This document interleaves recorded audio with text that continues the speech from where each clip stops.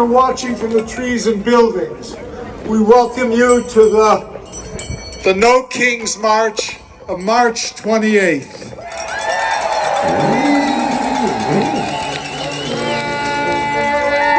For your enjoyment and support and encouragement, we offer this little dumb show to you. I think you'll figure it out as it goes. School is just letting out in Minnesota.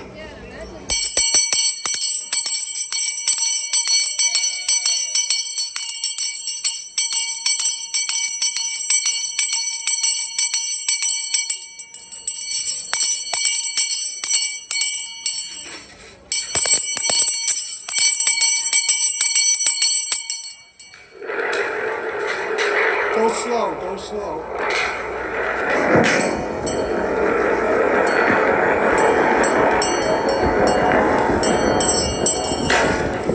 Jump. Knees,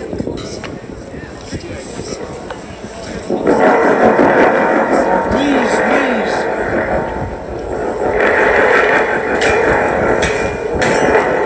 Go stop.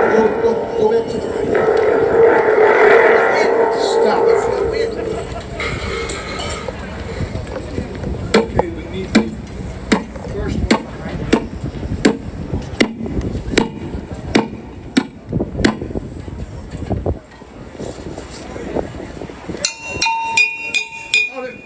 Over here. No, that's good.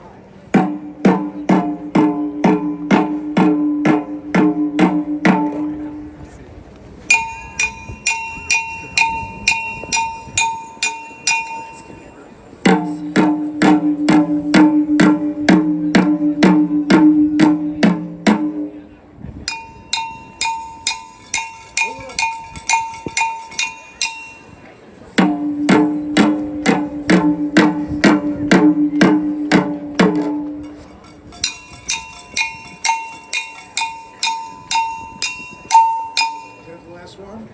Go. Is that it?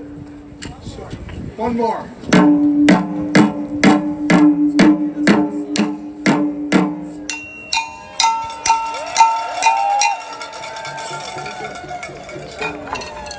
You got the sign.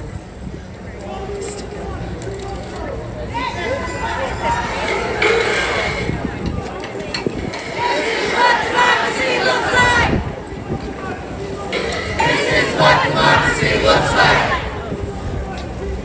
This is what democracy looks like. This is what democracy looks like.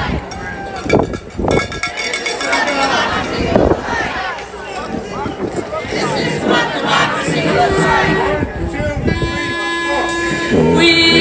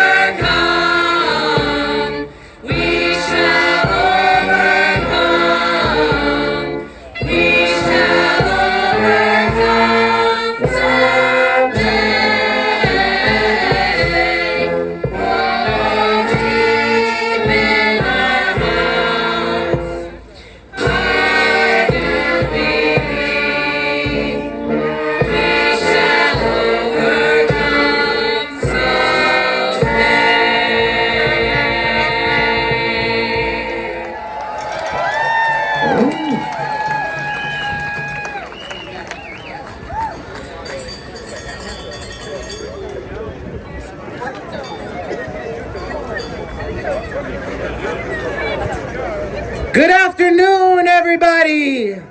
Let me hear you. A little louder.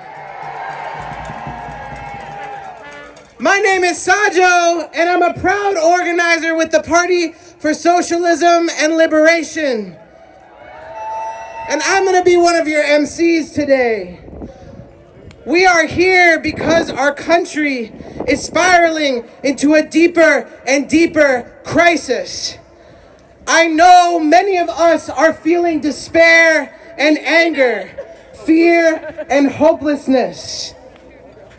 A new illegal war that has already killed thousands in Iran and Lebanon is costing U.S. taxpayers $1 billion a day and driving up our cost of living when so many of us are already struggling to pay the bills. This is only the latest in the Trump administration's criminal actions that threaten not only every Rhode Islander, not only everyone here today, but every person on this planet. But looking out at all of you, I don't feel hopeless. I don't feel hopeless because here's the thing. When you go after voting rights and Palestinian student activists, abortion access and immigrant communities and trans kids, all while the bills of everyday people keep piling higher, you create a lot of enemies. Is that right? And are we going to be silent? I repeat, are we going to be silent? Trump has done nothing to address the affordability crisis, which is the #1 issue that working families are facing. He has actively made this problem worse. And as his popularity plummets, the only way the Trump administration can hold on to power is to try to prevent all of us from coming together. But if we work together, we can bring his reign to an end. They are holding out desperate hope that we will keep pointing the finger at each other while they get away with their crimes against humanity. So I feel confident because every single person who is in the streets of Rhode Island today, in the streets of this country today, is coming together, and that is the first step to rejecting this divisiveness that is imposed on us. We are going to leave today transformed by our commitment to building one unified movement that can fight every single assault that Trump has unleashed on our communities. Is that right? I want to give it up to the Extraordinary Rendition Band that just played that beautiful movement song that we heard, We Shall Overcome. And now I'm going to pass it to the Raging Grannies, who are going to be sharing a beautiful song and uniting us all together. Thank you so much.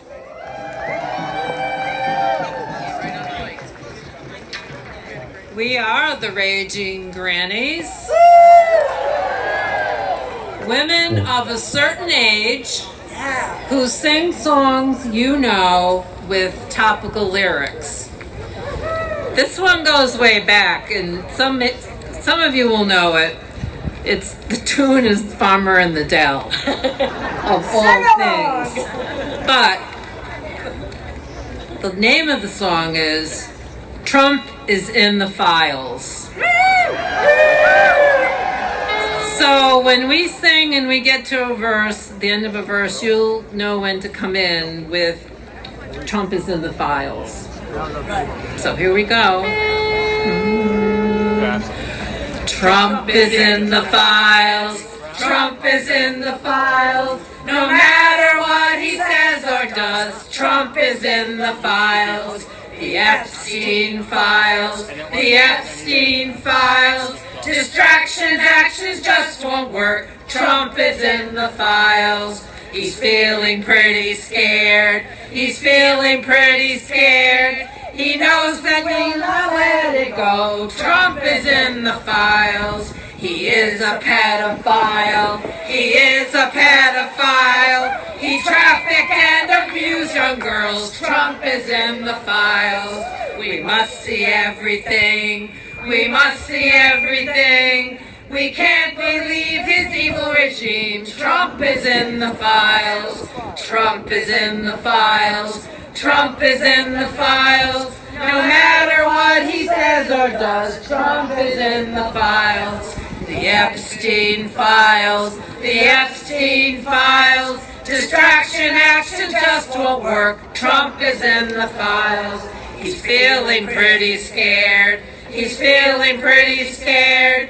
He knows we will not let it go. Trump is in the files. He is a pedophile. He is a pedophile. He trafficked and abused young girls. Trump is in the files. We must see everything. We must see everything. We can't believe his evil regime. Trump is in the files. Trump is in the files. Trump is in the files. No matter what he says or does, Trump is in the files. He is a pedophile. He's in the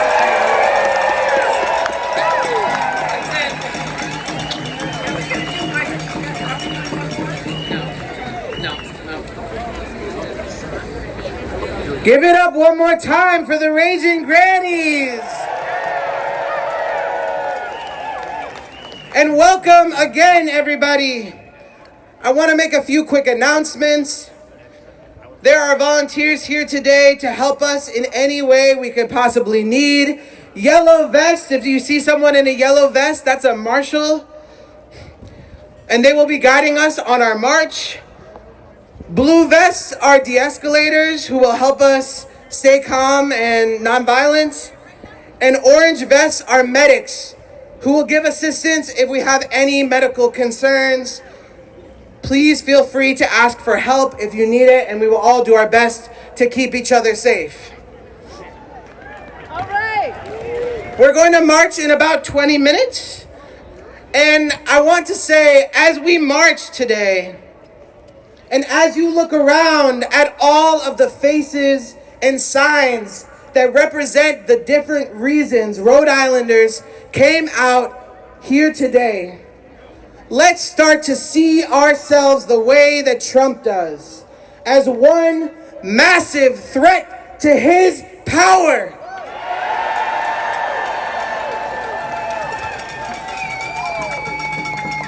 I'm going to pass the mic to my co-MC for the day, who will introduce our first speaker and performers as we prepare to take these streets and show the Trump administration that this movement, the people of this country, are the ones who have true power, and we intend to use it. Whose streets? Whose streets? Whose streets? Whose streets? Whose city? Whose city? Whose future? Whose future. Give it up for yourselves.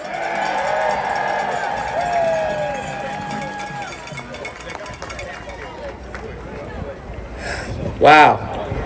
I wish you all could see what I see right now.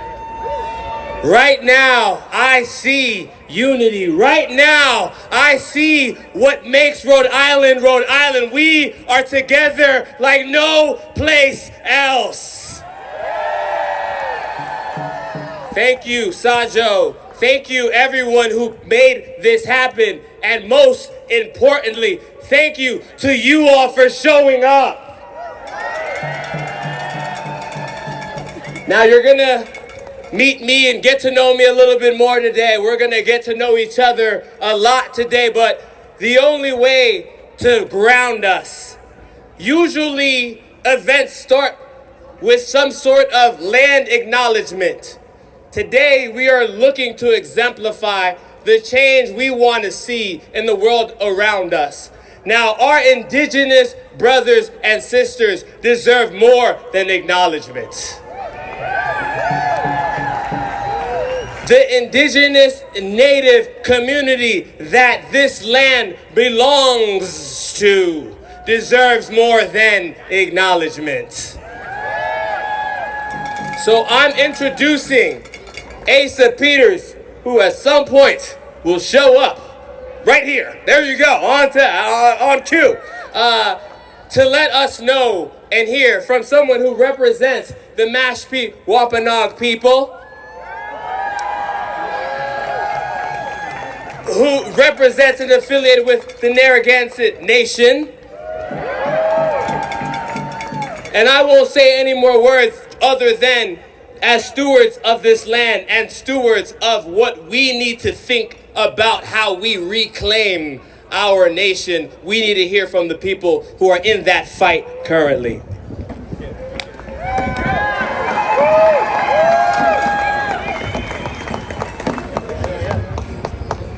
Kwikwasin, Natasuis, Manamaskoy, or Asa Peters.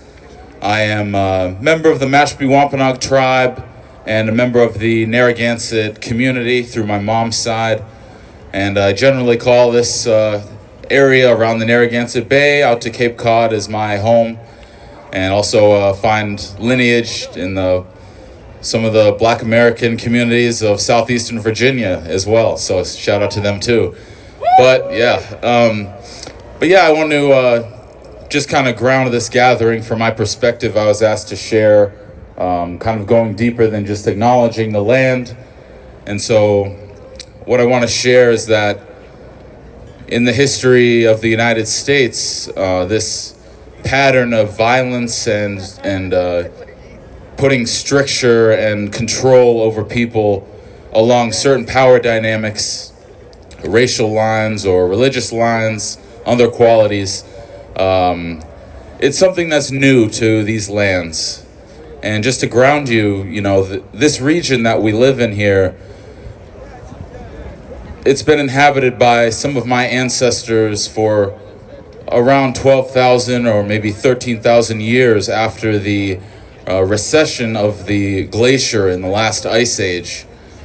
And so over these last 12 or 13,000 years, all the relatives and the people that lived here have been building these long-term trusting bonds, spiritual bonds and community responsibility to all the other living things that are here, from the plants, animals, and the fungi, and the stones even are, things that we learn from and that we also support in what we do every day. And so in the colonial process around here, just 400 years ago, which, in the scope of this country, sounds like a long time, but it's actually a very short period of time that some of these things have changed. Looking at 350 years ago in King Philip's War, or just under 400 years ago in the Pequot War in Connecticut, the people witnessed some of the most brutal violence, and the colonizers introduced a new level of violence that had not been conceived of as possible. The things that they did to other human beings with their swords and with their guns was an introduction of a new level of violence to the land, not just to the people, but to the land itself. That all the spirits that wander these lands and these waters have to digest now. And so the things that we see today that we're all gathering to resist and raise our voices against and organize against, the roots of those things that we're dealing with, they come from that time period 350, 400 years ago, you know, when people were being racialized in a new way and violence and control was being applied to them, you know, militarized power being applied to them along these power dynamic kind of lines. You know, those are the roots of what we're seeing today. And when you look at, you know, the writings of some of our great Pan-African leaders, like Frantz Fanon, the way that he talks about violence as violence begetting more violence, and you see this anti-colonial resistance that at times people do wield violence to do so. But the reason I bring that up is because violence is like a substance, and it's something that spreads and takes root in different places and in people's minds. And so that's what we're dealing with today when we look at the United States as an exporter of global military violence, or as a source of internal violence upon its own people, or the people from our neighboring countries and continents that live here now. It all comes from this new introductions of new scales of violence to this land that we've been dealing with, that my ancestors dealt with and witnessed first, and that the people brought in slavery experienced in new ways, things that perhaps their homelands they couldn't have conceived of as well. And so I just like to share that framework because the things that we're seeing today in this administration are not new. They're actually really the roots of the entire United States. And so we need to respond to the current moment, the extreme nature of what we're seeing today, but being historically grounded and also spiritually grounded in how we got to this point, I feel is very important because, you know, it's as a native person local to this area and one of the communities that was one of the first people to deal with this colonial violence through European colonization in this part of the continent. At least personally, I almost feel a responsibility when I see this same level of violence and either racialized power dynamics or dehumanization being spread globally to other nations around the world and to our own neighbors here. This dehumanization, it's something that's taken root here. And so because this is my homeland, part of my traditional homelands, you know, I feel that responsibility to see it for what it is and try to collaborate with everybody else that lives here to try to root it out. And so I hope that the gatherings that we're making today and the connections that we're building will help us to keep organizing, to see clearly where these things come from and to address them in a meaningful way. And yeah, I think I'll close it at that. I wish you all a very powerful event today, and I'm glad to be taking part of it and very grateful for the space.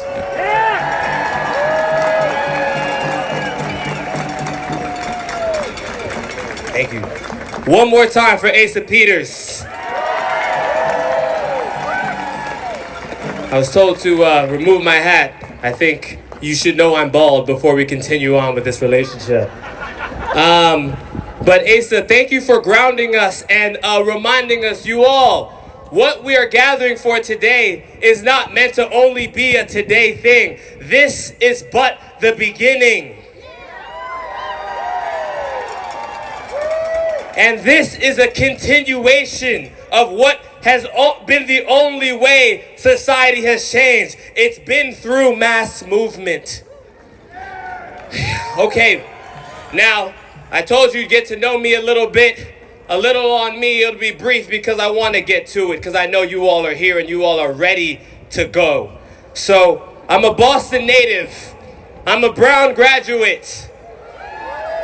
I'm an MIT graduate or survivor, depending on how you look at it.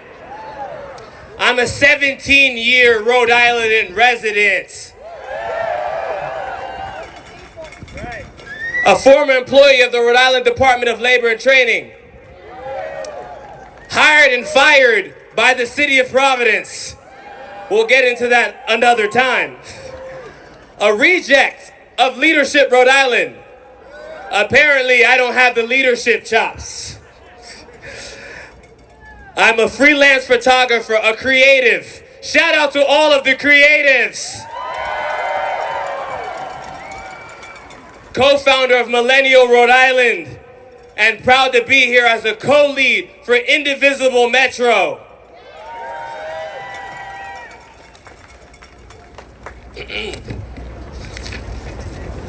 Okay. Now, God's divine providence is defined, according to Google AI, by the theological doctrine that God actively guides, sustains, and governs all creation, including human history and individual lives, according to his sovereign will. It continues to say that it opposes the idea of chance, ensuring that all events, from natural laws to personal choices, work toward a greater ordained purpose, even during suffering or evil. Now, I know we're not supposed to talk politics or religion. I don't know about you, but I can't remember the last occasion where we didn't talk politics. So maybe it's time we talk a little about God, or at least about morality. Now, after all, isn't this what Roger Williams had envisioned of this lively experiment? Save for this experiment being on land, forced from indigenous hands, and off the beaten, burdened, and belabored backs of black folks believed to be 3/5 of man? Don't let them Obamify me. I'm not here to say yes, we can. I'm here to say no, you won't. No, you won't bomb children and civilians, wantonly waging war, losing us trillions. No, you won't take our neighbors, victimize, vilify, evict, and eviscerate the labor upon which the bedrock of our economy has savored. No, you won't sanction the murder of good people. For Renee, we say nay. For Alex Pretty, we'll be petty. We're in arm and ready. You are not our king.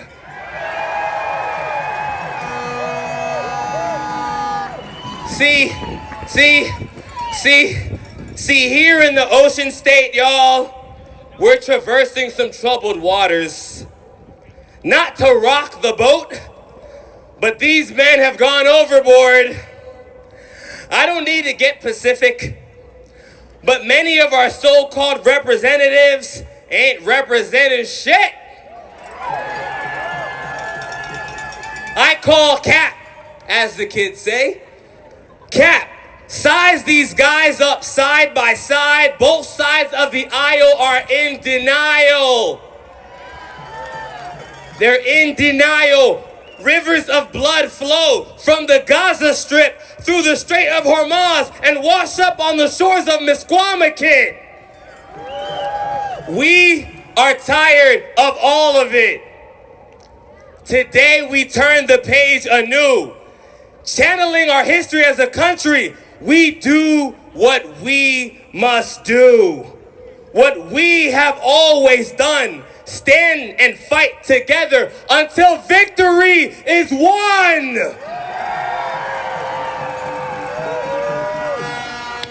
In the name of indigenous sovereignty, the same view of religious autonomy following the same train of women's suffrage, abolition, civil rights, disability, visibility, gay and trans rights. This is social justice ideology.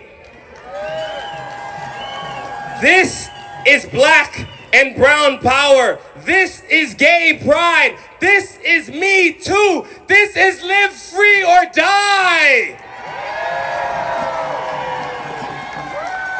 This is Martin's dream, woke up from Malcolm's nightmare. This is Sojourner's truth, what Rosie found so riveting. Why Moses split the sea, why Rosa Parks volunteered to sit the seat. I don't know what I was gonna say, but let's rise to our feet. We don't need to be clean and neat. We plan to take to the streets. I'm going a cappella. I don't even need a beat.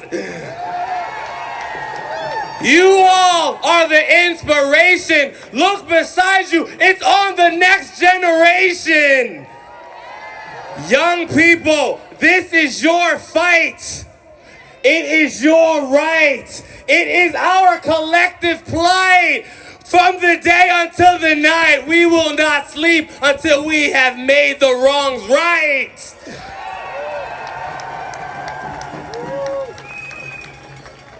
There's some instructions about how we're going to get into this march, so I'd love to get some support on that. I'm bringing up Sajo Jefferson, but thank you, and looking forward to what we have to do today. Give it up for Aya one more time.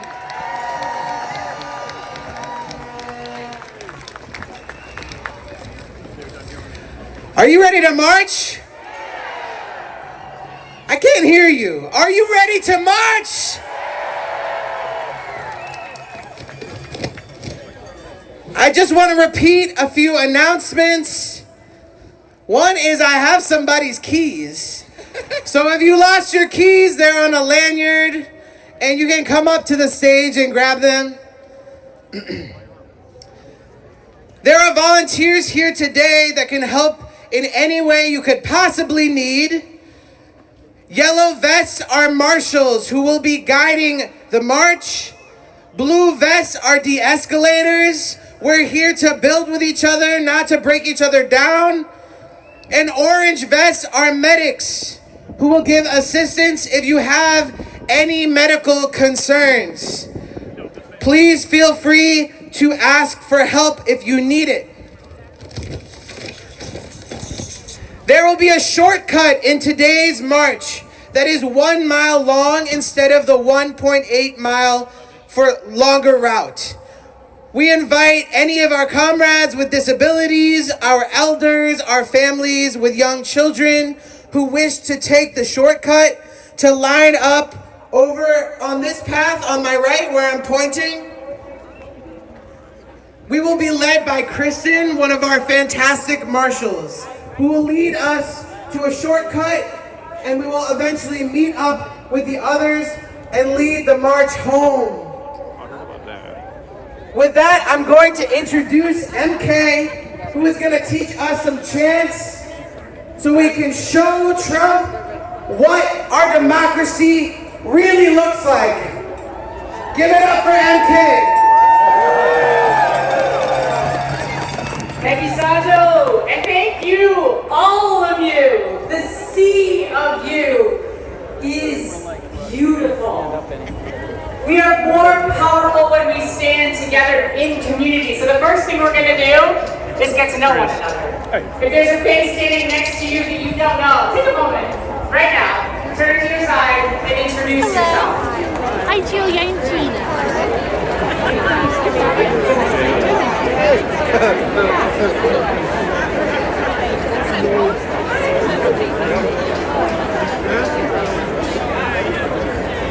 All right, everyone, are you feeling a little bit more at home? Fantastic. Well, we can't have a protest if we don't have something to chant together. So we're going to start with an old classic. We're going to start with, this is what show me what democracy looks like.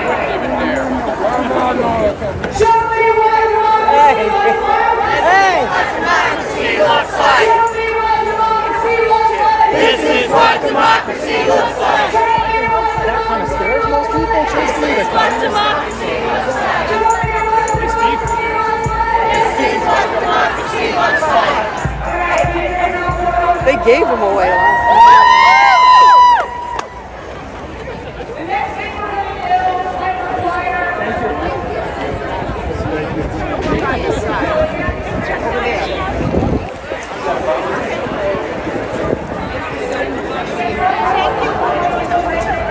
Hey, Steve.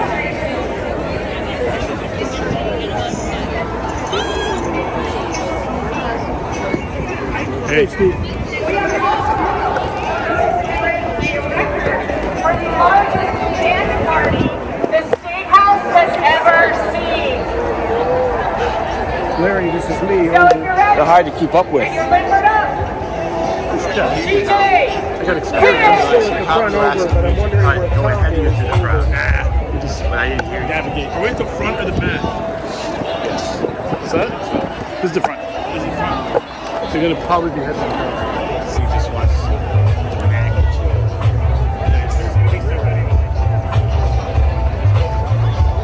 Marshall.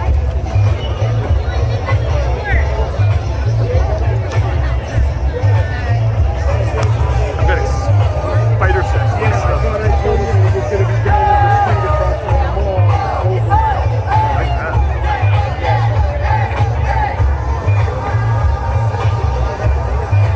He can't. Yeah. Break in. You can try.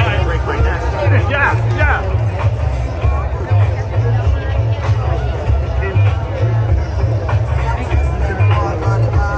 See the guys who still do that.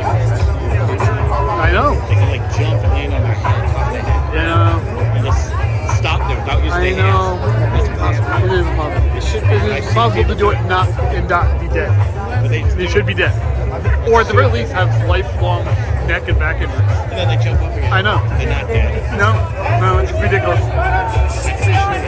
Keep this. Get mine. There you go. Start him early. He'll hate you really fast. I know how to say it. I talked about his head a few times. Yeah. That's the way it works. Yeah. I was like trying to do other stuff besides measuring attention to people.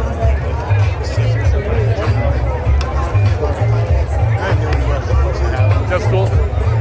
Like, hey, what are you gonna do? Hey, look, you already fucked up. I just had to do it. Here's a book of matches. You got a whole. What are we doing here?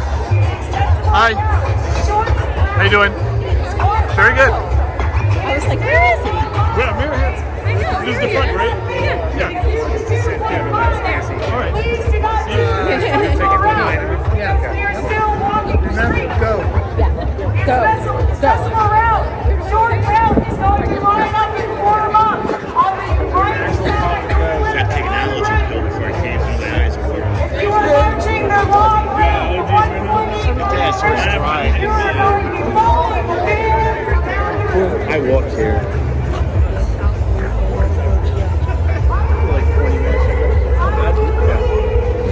I need to be doing it anyway, you know. I got long johns on. I was wondering if you were cold. My hands are warm. I'm wearing two. I've got that blood flowing and I've good. got undergarments here, and I've got 4 layers on top. Steve gets, you can see. You're always layered up. Iconic yellow sweatshirt too. Look at that, right? Look at that. Iconic. Every sweatshirt is an He's gonna increasing layer of thickness. Like a Russian doll. Yeah, like a Raven Bell, right? No layers. That's how you survive doing those layers. I know, 100%. That's how I Especially do in March, everything. right? 1 minute left, 2 minutes from now, he might be sweating I hot. agree. And then I'm just going to dump this into my bag. But I won't be. It's going to be cold the whole time. Yeah. Yeah, I know. Off to the side, just for a moment, please. We want to set up. We'll hide behind you. So we're going down to the Best I'm bet. going to be here. We're walking. I've got the map. No problem. You just follow. I'll follow, just like the last Follow me. And the ERB band is coming over here to be right behind. right behind us, yeah. I did the block. I know. It's going to be every time. So much here. Yeah, you can grab it. You can. And he's going to be part of it, too. That's right. He wasn't expecting it, but it's happening. The band should be over here. Yeah, they should be over here. They should be right behind. Come to the edge. It's almost as good as killing them. Portal one. Hey, how you doing? And me too. I wore like 9 layers of my shirt. I think I would have been okay. I don't wear my long underwear. I got Same here. yeah, Same. Or maybe it's because I'm wearing all my layers. That could also be, yeah. But then here's the thing: once you start getting moving and running around, you're gonna get over. Oh wait, get next street. People will be behind you too. It's the Rhode Island Resistance Coalition. The whole coalition of people.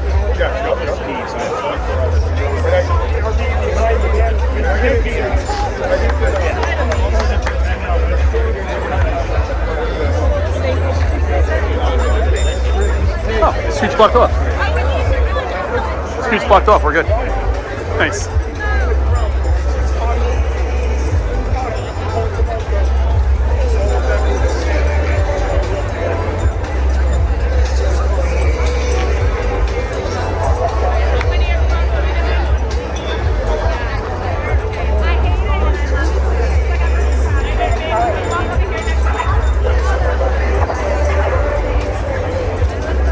The final crowd size is going to be? At least, well, it's well over 1,000. Well over, I counted 1,000 earlier, and it's well bigger than that. I don't want to say 2,000, but it could well be 2,000. So that's where I stop. I don't really care at that point, because 2,000 plus is a giant number. Who cares? But also, I know last time there was tens of thousands. Well, there was 10,000 one time, twice here that I've been here, and beyond that, everybody overvested me a little bit. Now I'm talking to my video, so I have to cut that.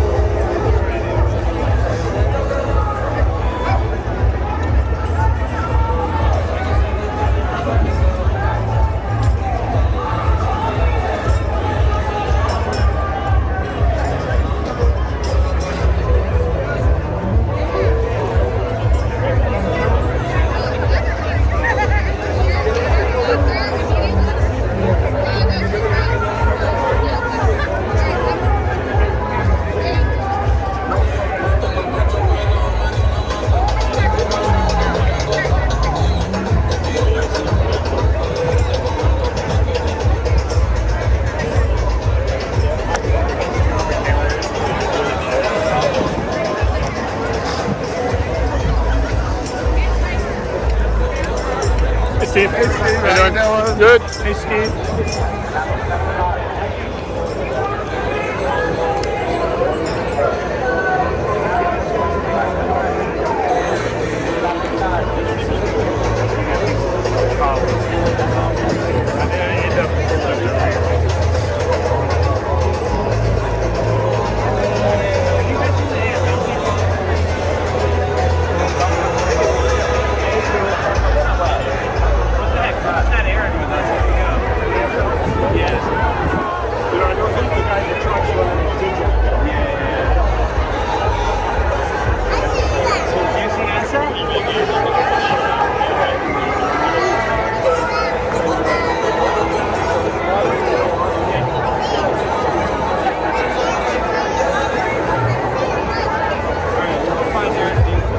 Is that a Madeline hat? Oh, whatever. Is that a Madeline hat?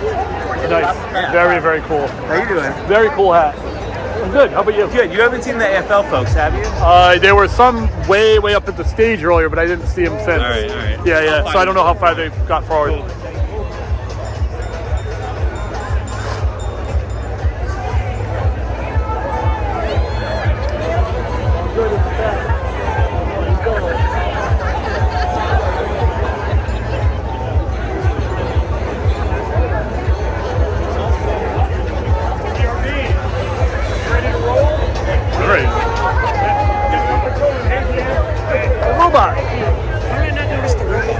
like, what is it? How the hell did the robot get here? Take it slow.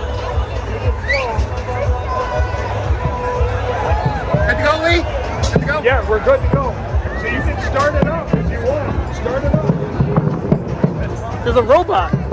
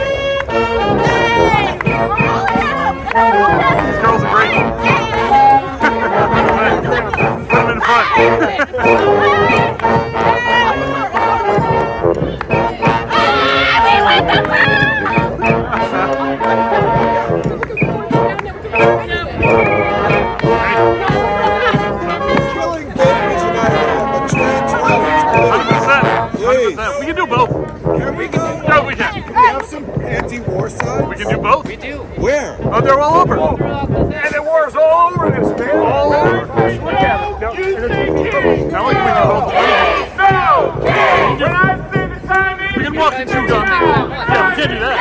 The time is now. Fuck that. Go Kings, the time is now. Go Kings, the time is now. Go Kings, the time is now. Go Kings, the time is now.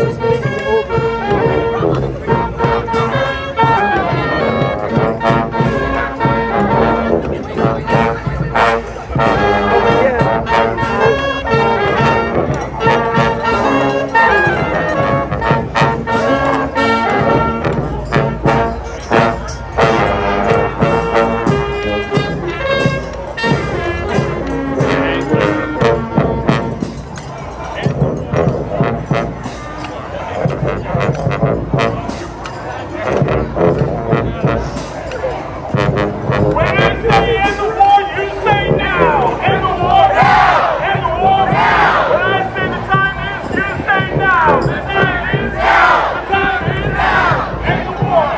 The time is now. End the war now. The time is now. End the war now. The time is now. End the war. The time is now.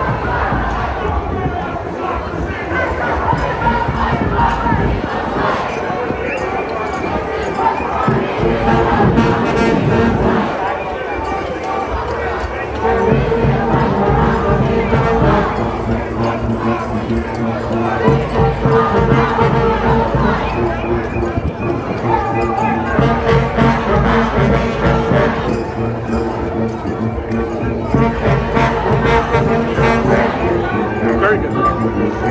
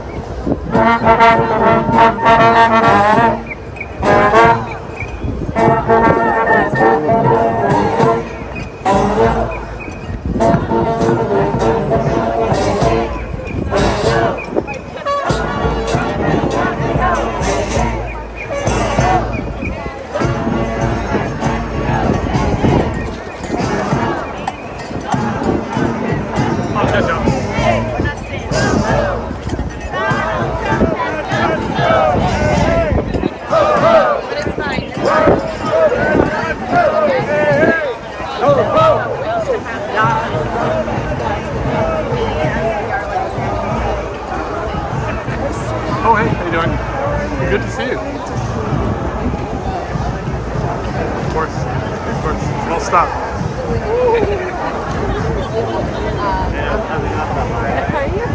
Where are you right now?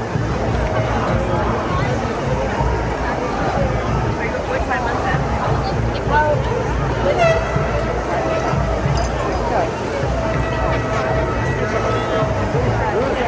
Either way, I don't like the whole thing. I feel very private situation.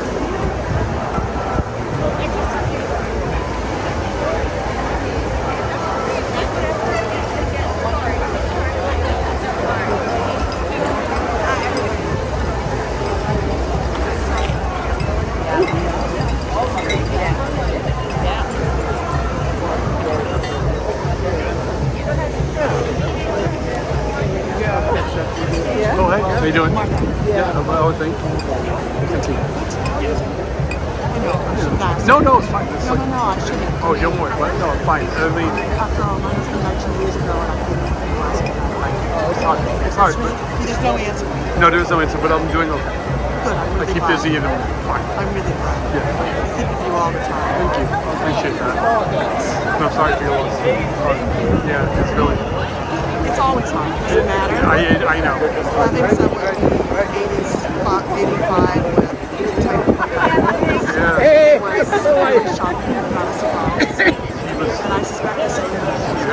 Well, we knew it was coming. Yeah, we knew. So, the last year we did. It was hard. But we talked about it a lot. Yeah, well, that's one thing when you know that the end is coming. Yeah. No never admitted that, so. And, well, yeah, we knew, but it was very I can't tell.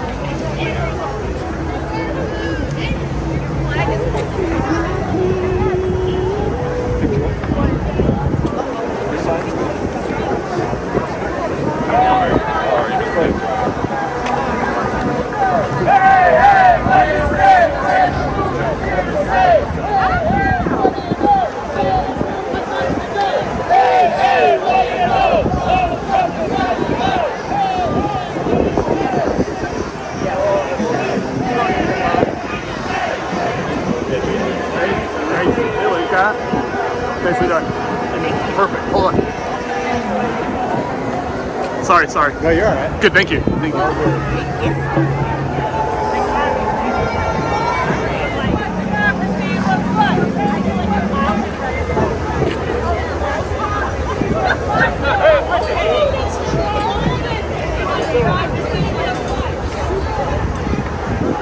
What's up? It's good to see you.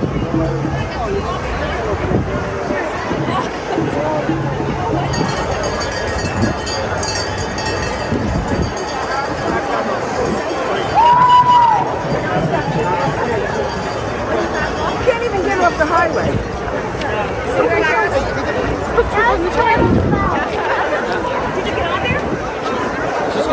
Oh, hey, how you doing? I didn't recognize you. I was distracted by your amazing hat. Thank you.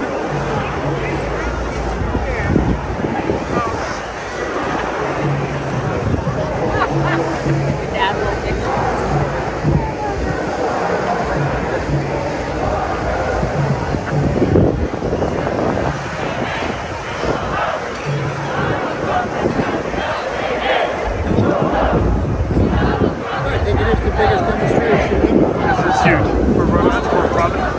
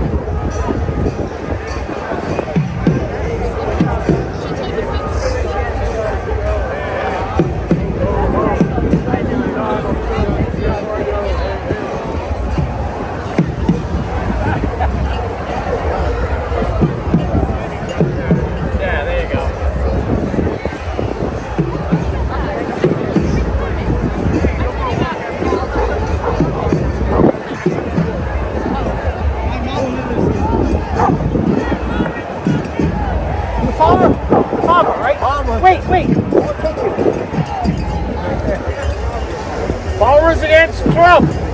You're a celebrity. Nice. Good eye. He gave the speech at City Hall. You were there. Oh, right. Wow.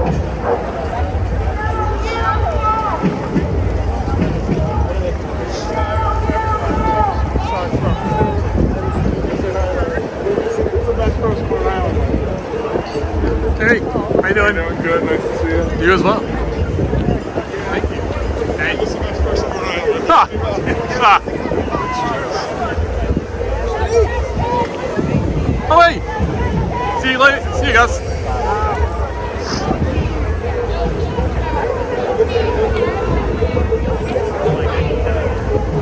Thank you, Steve. No problem. Thank you. Hey.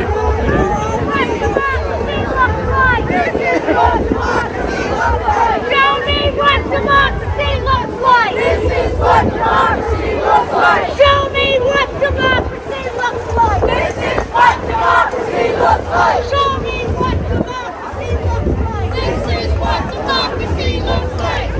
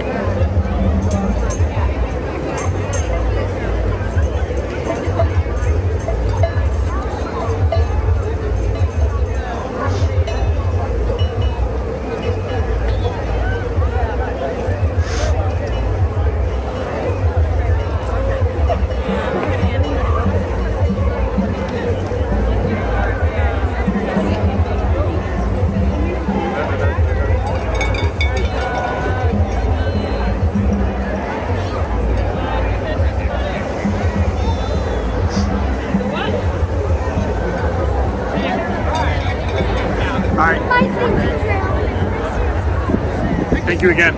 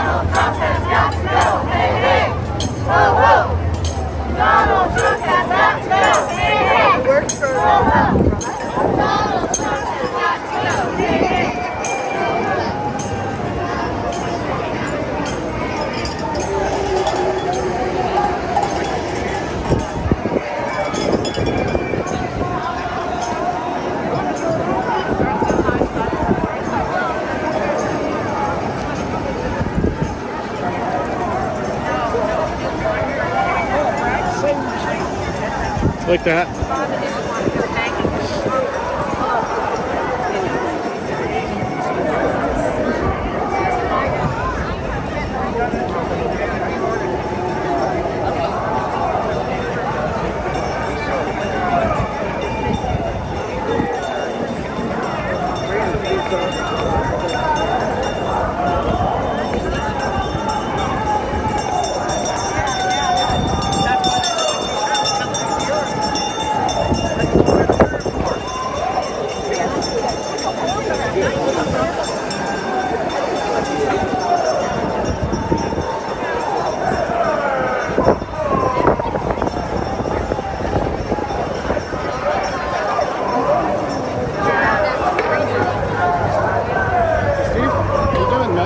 See, how things? Good. See numbers going. This is crazy. Yeah, I was gonna go check out Talk. You gave me a talk recently. Oh, yeah. But I couldn't make it. It's fine. I do the vacations. Still be able to cheers. There's also I work What's up, Steve? Lit Arts. I've been running up Lit Arts. So we're doing this thing on journalism. It's gonna be in the fall. Yeah, if we reach out and I would love to do it. Okay, I'd love to. I mean, I don't know for sure, but no. I mean, we don't have the details. I want to do it. Okay. Yes, I really do. See you. All right. Thank you. Hey.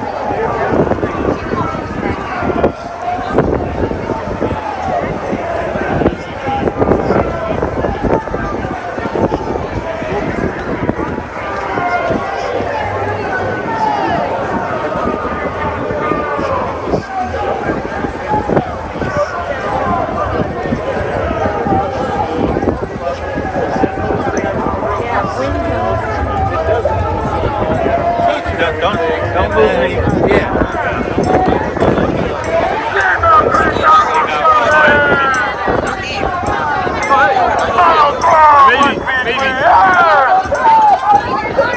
Immigrants are welcome!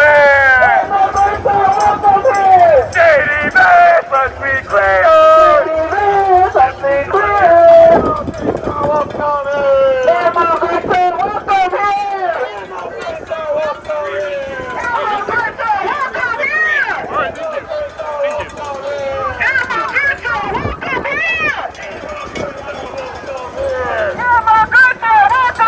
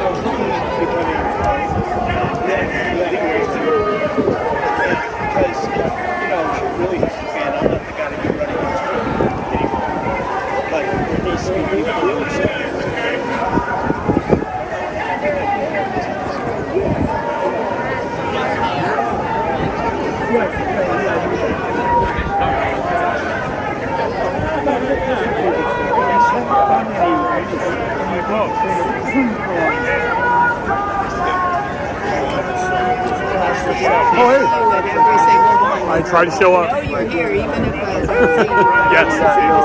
I am here. Thank you. Good to see you all. Good to see you all. Thank you. Where we come from, so we tell. We are veterans, mighty, mighty veterans. We will stand up. We will fight back. We will back down.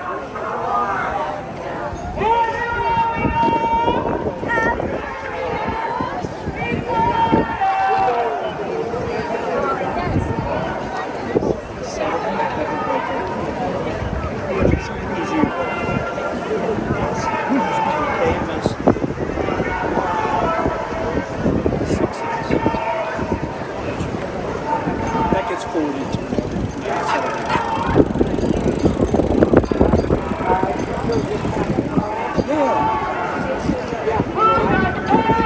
Unfortunately, this isn't going away anytime soon. So. Who's got the power? Who's got the power? Who's got the power? Who's got the power? What did you say?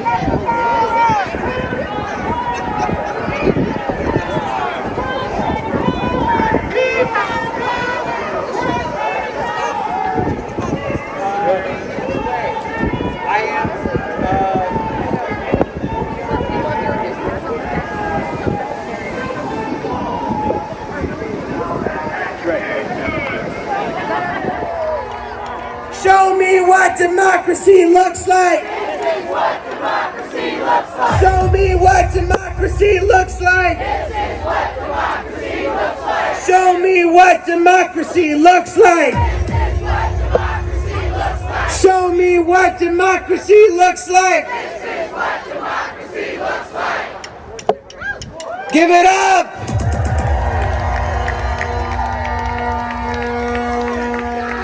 Thank you to all our performers. Can we hear it for our incredible performers? We saw them along the march. We had them at the State House. This music gives us the strength to keep fighting. Thank you to all our volunteers who guided us along the way as we took the streets and demonstrated this is the power of everyday people. And we will defeat this regime.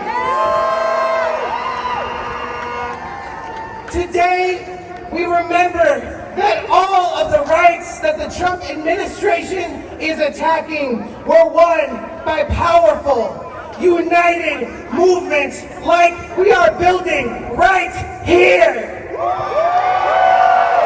From the 8-hour workday to the right to organize at our workplaces, these rights were not given, they were fought for. The women's movement won widespread abortion access and reproductive services. Let's give it up for the women's movement. We are walking in that tradition today. And the civil rights movement delivered the single most significant expansion of voting rights this country has ever seen. They want to take those rights away. Are we going to let them? Are we going to let them? I repeat, are we going to let them? All of these examples vividly illustrate that the moment we're currently in is not a new one. The people of this country, people just like us, have a long history of coming together to break the grip of the rich on our lives. You're the best. Every time we have won rights or victories for our communities, every time our democracy has expanded, it has been because people like you and me stayed in these streets until we won the freedom we deserve. And that's what we're gonna do right here. We've done it before, and we will do it again. Can I hear you? We will do it again. We are going to leave No King's Day with full confidence that we can and will win. Give it up for yourselves. As you listen to our speakers today, remember, we are powerful because we are many. We are powerful because we have this rich history to draw from. We far outnumber those who reap the profits from our misery, and we will not back down. I commend you all because our power lies in our action, and we all took an action to be out in these streets today. Every single one of us has a role to play in building the next movement, the movement that will defeat Trump, the movement that will transform our country into a real, lasting democracy for all of us. Let's give it up because we are building that democracy today.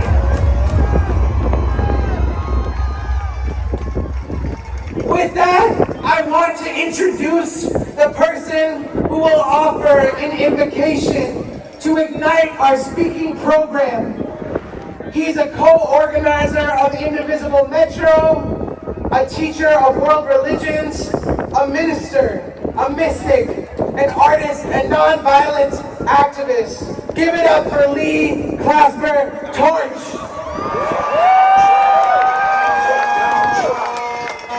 Fuck Donald Trump. Yeah, nigga, fuck Donald Trump. Fuck Donald Trump. Fuck Donald Trump. Woo!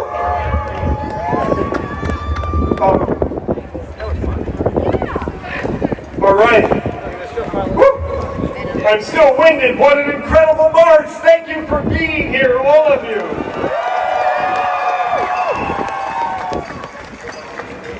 An invocation is a calling in, a welcoming, an invitation, invoking spirit and power, guidance, strength, and peace.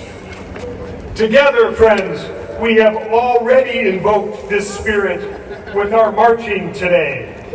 Woo!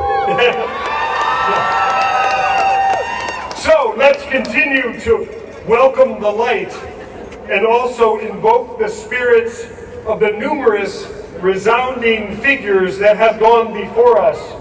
We here today are part of a long lineage.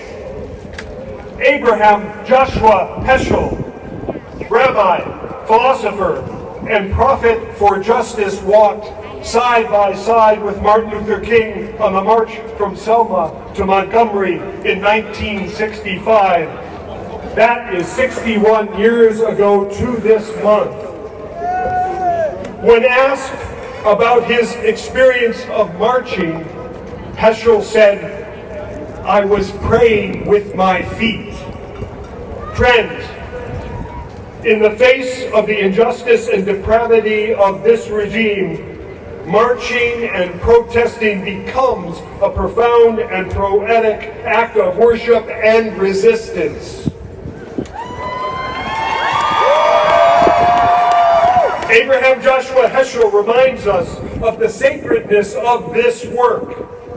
Legs are not lips, he says, and walking is not kneeling, and yet our legs uttered songs. Today, friends, our legs uttered songs in the streets. And Mahatma Gandhi, that nonviolent liberator of India from repressive colonial rule, reminds us to keep the surging and generative fuel of hope alive. When I despair, Gandhi asserted, I remember that all through history, the way of truth and love have always won. There have been tyrants and murderers and for a time they seem invincible, but in the end, they always fall. Think of it, always. Yes, and Martin Luther King, too, that mighty cultivator of love and fighter for justice. The question, King exclaimed, is not whether we will be extremists, but what kind of extremists we will be. Yes, King says, will we be extremists for hate or for love? Will we be extremists for the preservation of injustice or for the extension of justice? May we here today call upon that spirit of love for justice. May we call upon the spirit of resilience. May we call upon the spirit of perseverance. May we call upon the spirit of power. And along with that musical genius and poetic prophet of truth, Jimi Hendrix, may we as well realize when the power of love overcomes the love of power, the world will know peace. And our country, my friends, will know justice and freedom from this tyranny. Yes, sir. As Rebecca Solnit writes, the beginning comes after the end. For a new beginning, press on now. Press on, friends. Amen and amen.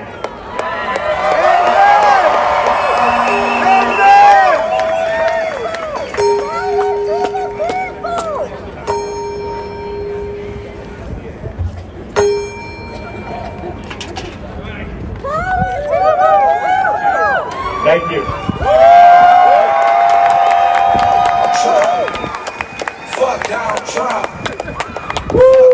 One more time for our grounding leader, Professor Lee Clasper Torch. What a sight and experience it was to march alongside you all through the streets of our city, in our state, in the country we are reclaiming. People, I want you all to take 4 or 5 steps forward. Let the people in the back come onto the lawn. Let us be together. As we move forward, I want you all to lay down this bass line with me if you can. Fuck down, Trump. With me.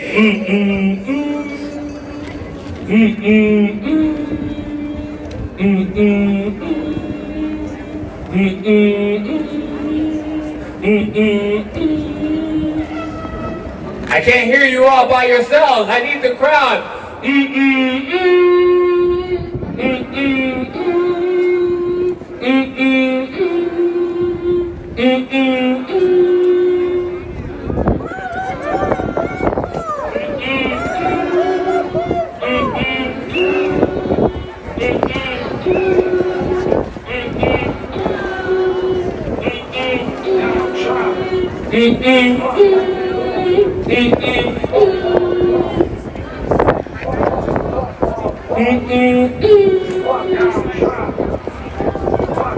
Here come old flat top, he come, grew him slowly, he got juju eyeball, he won, holy roller, he got head down to his knees, got to be a joker, he just do what he please.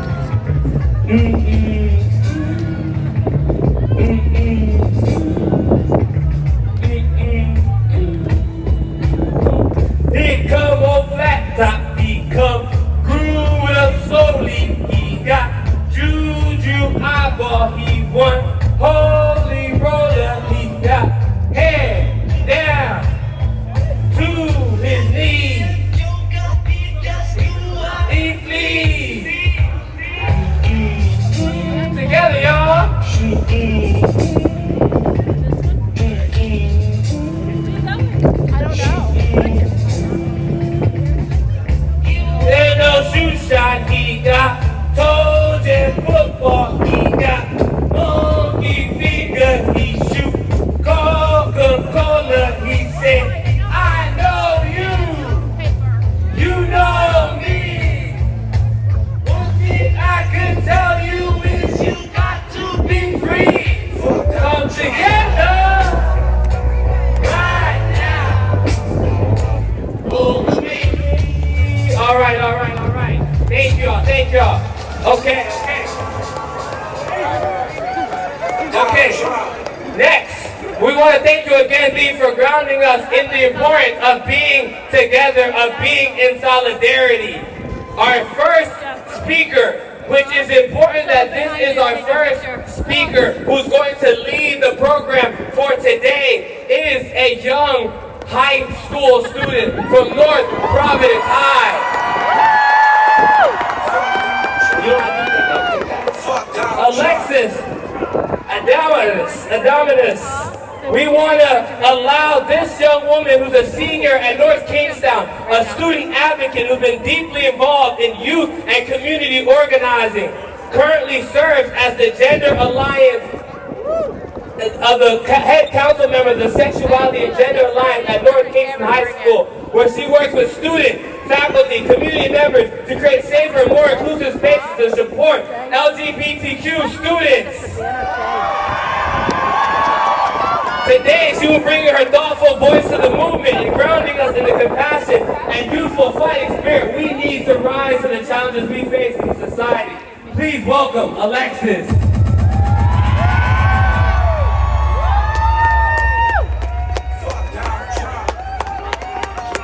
Wow, there's a lot of people. Must be like 10 or 15 out there or something. Hello.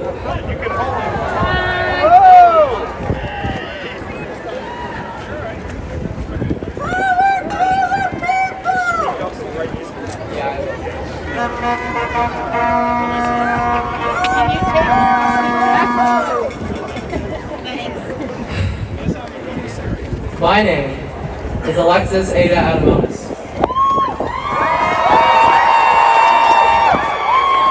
As a transgender young woman, my world has been transformed by the compassion of others. Without that, I would have nothing. I was given the wonderful pleasure of speaking with you today by the love of my friends and family. And it's been my job over the course of my high school career to give back that love. A love so often targeted, stripped, skinned, chopped, and burned by a world that appears so strong, so able to do what it wants to ruin what precious things we have. Young trans girls suffer under the tremendous weight of coming into an existence fundamentally different from what they require and coming into a society fundamentally out of touch with who they are. Existence can feel malicious, and society often is. But I'm here today out of defiance of that malice.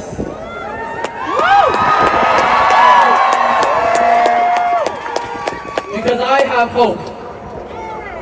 In the words of our state motto, hope we have as an anchor of the soul. Roger Williams named this city Providence after the protective compassion of his God, but that safety was more than religious. Outcasts of all types settled in Rhode Island with the hope that their actions would make a better world for their descendants. And what do we see today? Community, nightlife, art dotting every corner, collective resistance, crowds populated with brave individuals. But we also see ICE invading and kidnapping our community members. We see the attacks on our liberty coming ever closer to our Providence. I am angry because the city that protects me has been under unceasing attack for all my life. How can I not be incensed with anger?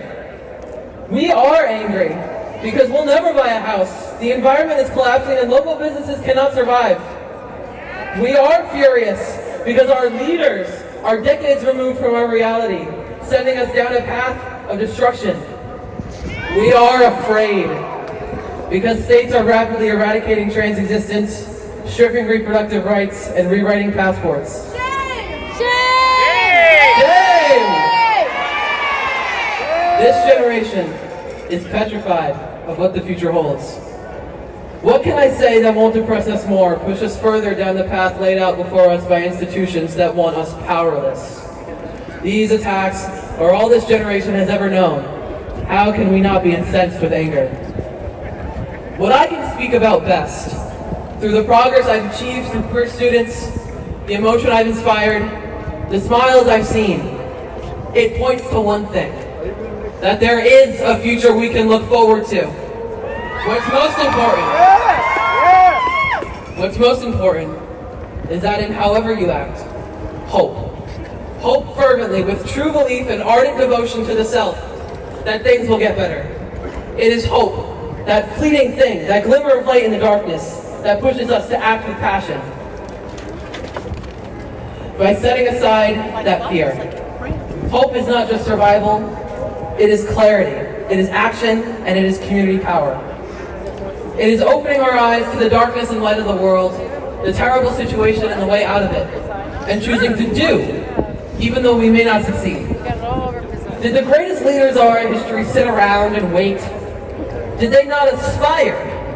They accomplished magnificent progress for their people. Did they not believe in their own success? I know we can restructure the economy. I know we can prevent a climate catastrophe. I know we can install leaders who actually care. I know we can protect trans rights. I know we can do all these things that seem impossible but are really so achievable with the power of hope. Providence was built on hope. Rhode Island was built on hope. This country was built on hope. A hope strong enough to cross an ocean in search of a better life. A hope strong enough to stand here today. And no broken law, no act of violence, no destructive tyrant has ever destroyed it. Call it selfish, call it performative, call it irrational. That's what they call Dr. King and Sylvia Rivera. If the only thing carrying us to my people's brightest future is an irrational hope, an irrational hope will carry us there. It is hope, organized action, or non-existence. We could have never accomplished all we've done without it. They want us actionless, stagnant, hopeless, so refuse. Create the art you've been holding back. Register, vote, bring someone with you, join an organization, build a community. Do not wait. I know it is difficult. The world has made these things difficult for us. But it's not hard to hope, no matter how difficult. It was hope that brought me to you today, atop this State House. And I'm telling you here and now, I may not live to see it, but there will be a day when we are free!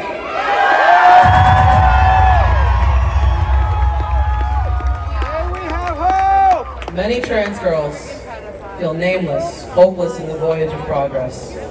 But to the ones that I know personally, June, Sophie, Ellie, Chloe, Maru, Katie, Luna, I'm afraid too. But in setting aside that fear, I promise we will make this world better for us. To the ones who paid the ultimate price for simply trying to live their lives, Trouble, Brianna, Charlotte, hallowed be your names. We will make this world better for you. Because I have the hope needed to act with fury. We have the passion needed to make this world better for us, to reshape this land in our own image. To protect what little we have left. Because this is our providence, and they can never take it away from us.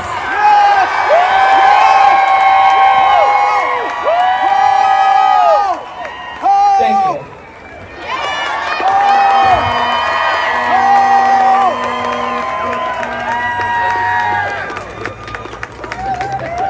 One more time for Alexis.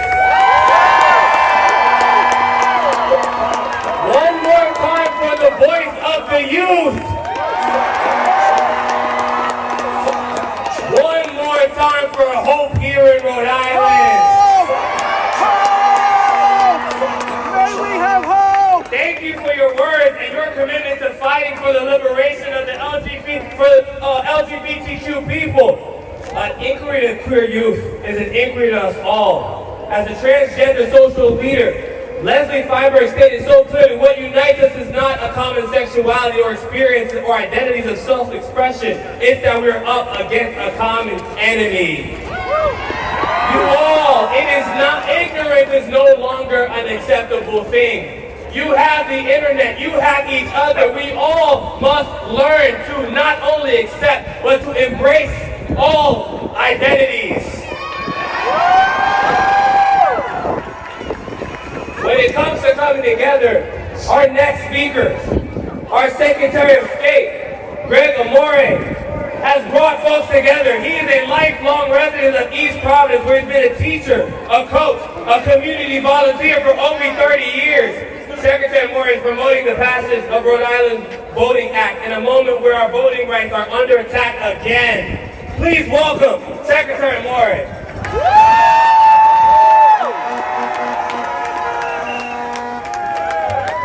Good afternoon. Now it's a little cool out here, but it's not too bad.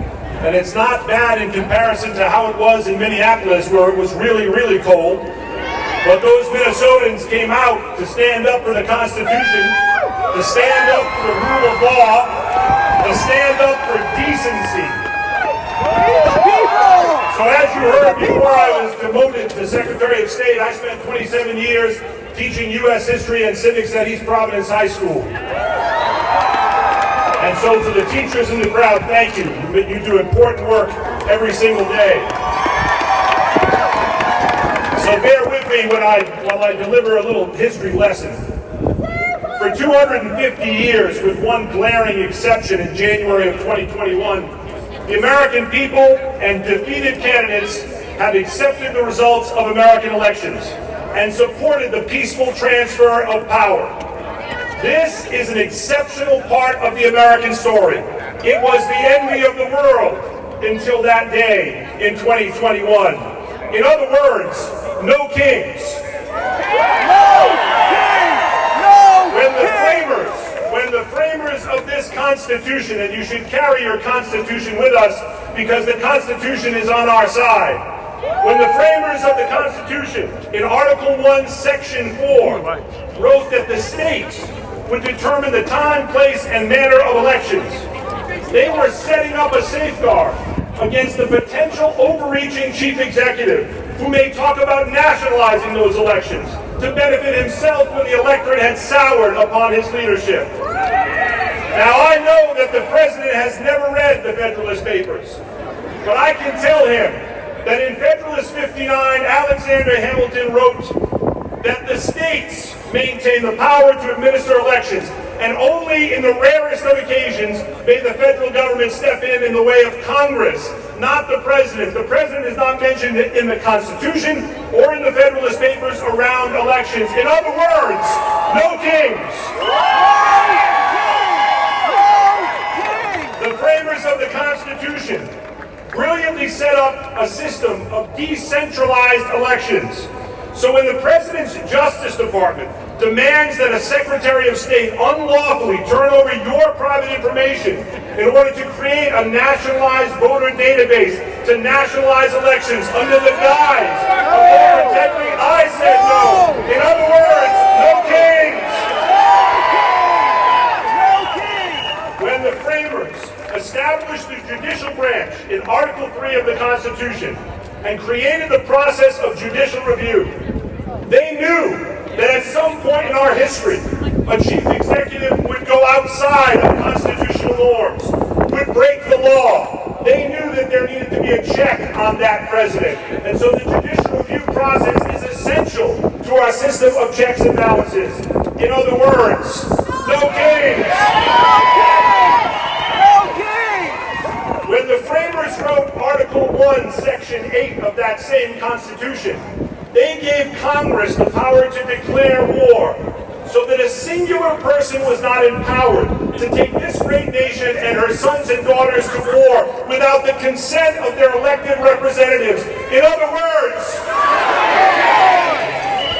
when the architects of the 5th and 14th Amendment established the essential right to due process, intentionally and thoughtfully, they used the word person and persons, not citizen, to establish those protections. In other words, this is the year of our nation's semi-quincentennial, the 250th anniversary of the signing of the Declaration of Independence. And we should reflect today and every day on the most important political paragraph the world has ever seen. That second paragraph of the Declaration of Independence, which changed the dynamic between the people and their government, where the people went from being subjects to being citizens. In other words, so let's think about those words of that magnificent sentence. We hold these truths to be self-evident, that all people are created equal, that they're endowed by their Creator with certain unalienable rights, that among these are life, liberty, and the pursuit of happiness, that to secure these rights, governments are instituted among the people, governments instituted among the people, deriving their just powers from the consent of the governed. In other words, when I travel around the state to classrooms and talk about American history, I often ask the students, when was American democracy born? And they answer 1776, which is a logical answer, or 1789 when the Constitution was ratified, also a logical answer. There's always some smart women in one of those classes that says when the 19th Amendment was passed and women were granted the right to vote. And that's a reasonable answer. But the right answer is 1965, when Lyndon Baines Johnson signed the Voting Rights Act. That's when American democracy was born. That's when American democracy became an inclusive democracy, breaking down barriers so that everyone, no matter their race, creed, or color, could access the ballot.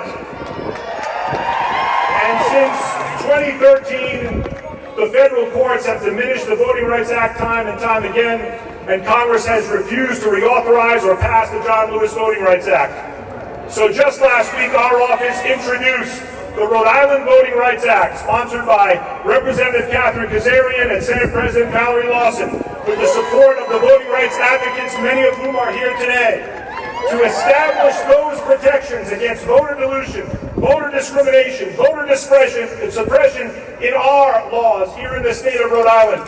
Call your state senators, call your state representatives, tell them to sign on to the Rhode Island Voting Rights Act. Now, sometimes we can despair because things look bleak. And they looked bleak in March of 1965 when John Lewis lay bleeding at the foot of the Edmund Pettus Bridge, his skull fractured. He was looking to his left, he saw women being beaten by Alabama state troopers. He looked to his right, he saw clergy being beaten by Alabama state troopers. He has said that he thought he was going to die on that day on the Edmund Pettus Bridge. It had to be the darkest moment of his young life. He must have been thinking to himself, why doesn't my country, the country I love me back? Will I ever have equality? But what John Lewis did was he got up. He marched again. He stood up. He spoke up. And 5 months later, the Voting Rights Act was passed. That is the type of determination that we must have today. That is the determination we must have as a nation. It was not policy that stopped what was going on in Minneapolis. It was people. It was people like John Lewis. It was people like those many thousands of Minneapolis residents, Minnesotans, and people from around the country that stood up and said enough, enough. In other words, thank you.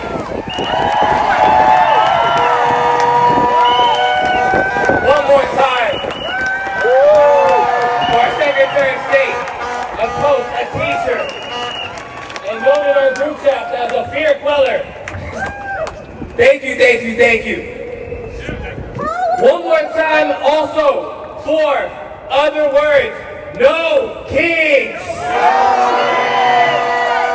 Important to push for that ability to ensure that we stand up for our voting rights. But we must not forget, this has been a continued battle. It is not enough to only institute voting ability, because let's not forget, voting is what got us here. We have to keep fighting. We have to keep pushing to ensure that everyone has a voice in this democracy. So when we say no kings, don't forget to say, yes, queens. Yes, queens. Yes, queens. And for those queens, we want to welcome up to the stage a queen, a student at Brown University, who asked Shirazi. We want to thank you for we want to make sure that we also are clearly aware that beyond fighting for voting rights, another legacy we want to call upon is the tradition of the anti-war movement. When people power defeated the right-wing agenda at home and abroad, our next speaker, Ash Shirazi, will be bringing this strong anti-war message to our stage. Ash is a sophomore at Brown who is currently organizing with Brown Students for Justice in Palestine, where she writes the Palestine Solidarity Network newsletter. She is also involved in the Brown Queer Alliance, where she works to coordinate queer community events in the Brown community. Thank you for your advocacy. Thank you for bringing your voice. And thank you for the necessity of your message, Ash.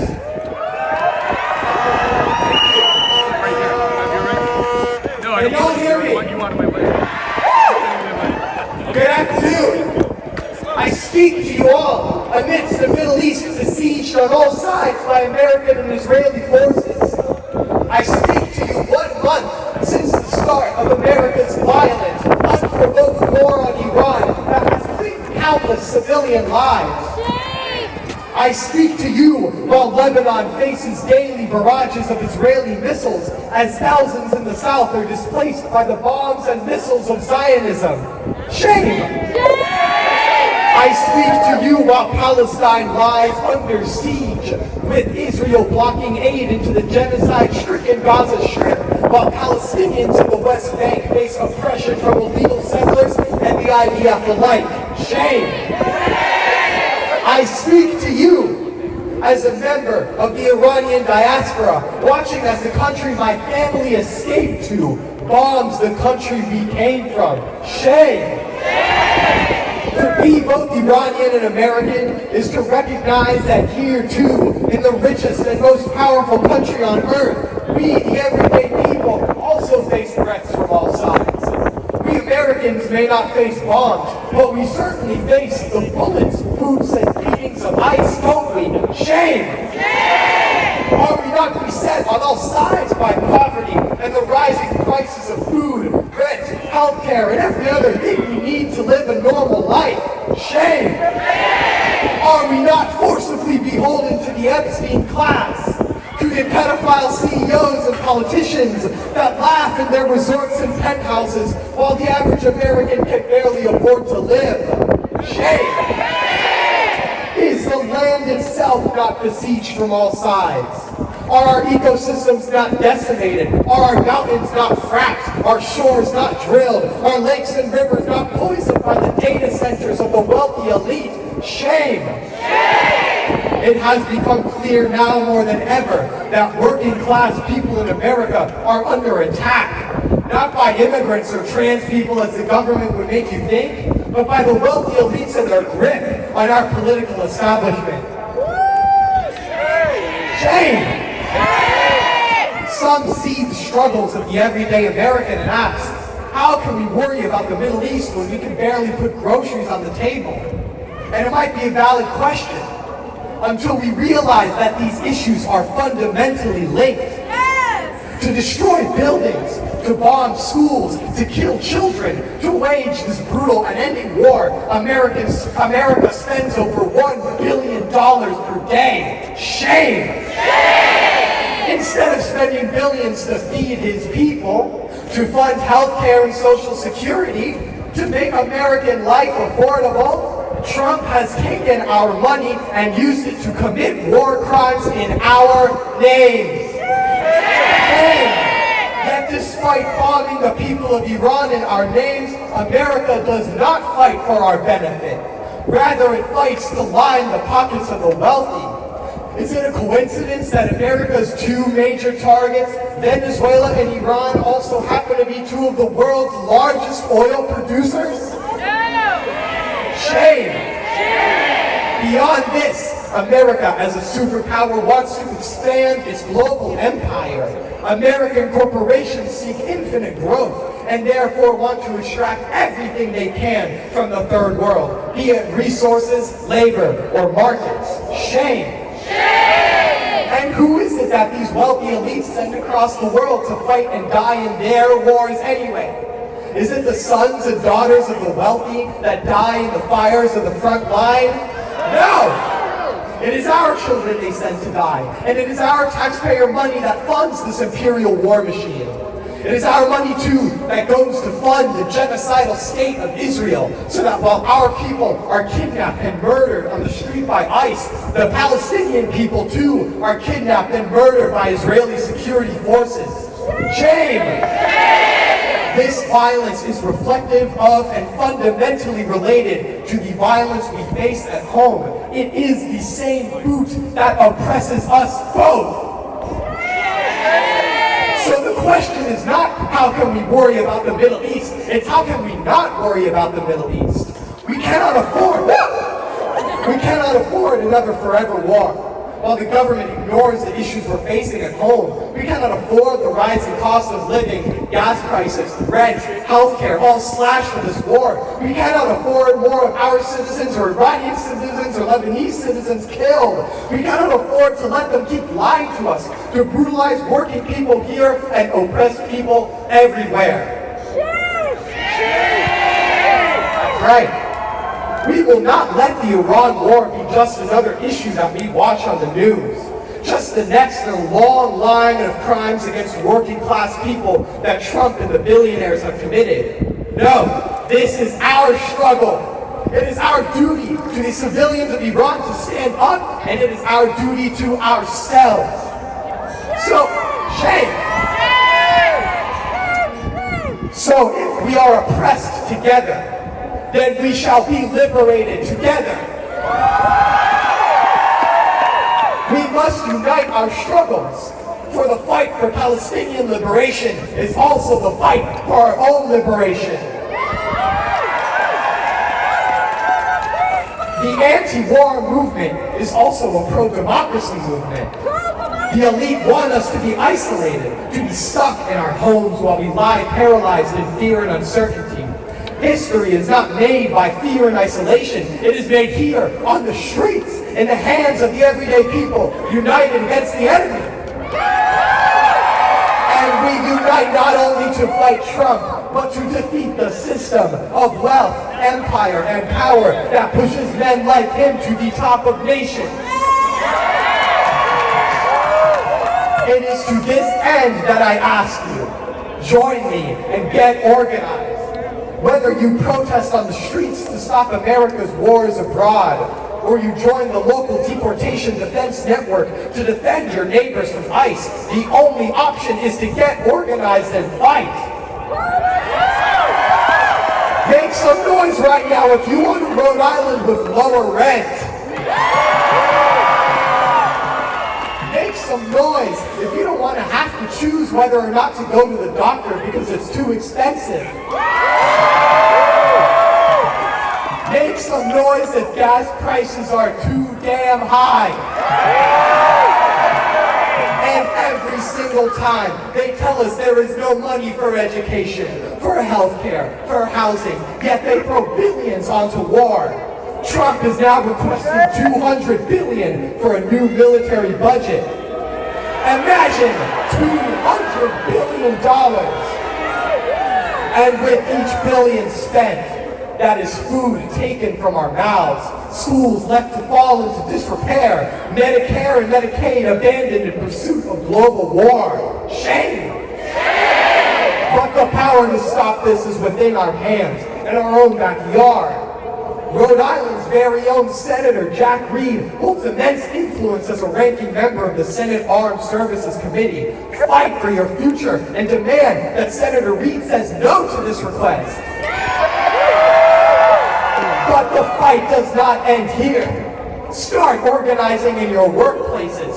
Unionize. Never forget that the Epstein class, never forget that the Epstein class requires our labor to fill their pockets. Remember Minnesota and the general strike that projected the power of the people against ICE? The power to strike is in the hands of all working people if only we organize. So don't let yourself sit idle in workplace exploitation while your paycheck is torn apart by both your corporate bosses and a government that does not represent you. So join the movement, unite, get organized, fight for the liberation of all oppressed people across the world, and join them and shout, money for jobs and education! Not for war and occupation! Not for war and occupation! Money for jobs and education! Money for jobs and education! Not for war and deportations! Not for war and deportations! Thank you.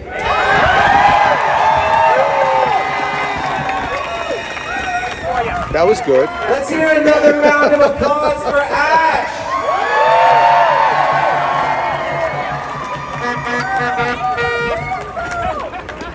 Thank you, Ash, for speaking to the importance of us rallying together in opposition to this unconstitutional war on Iran. Trump ran a campaign saying that he would be a president of peace. That was a lie, as we all know now.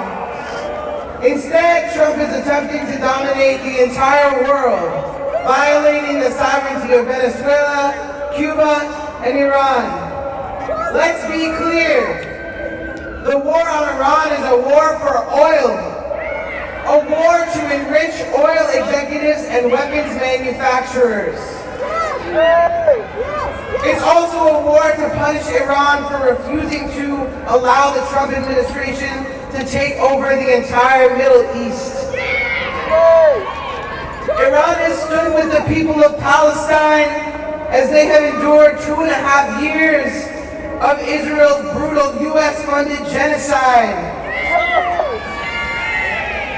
Over the course of this horror, more and more Americans from across the political spectrum have come to reject both parties' endless commitment to funding Israeli occupation and spending our money on war and genocide.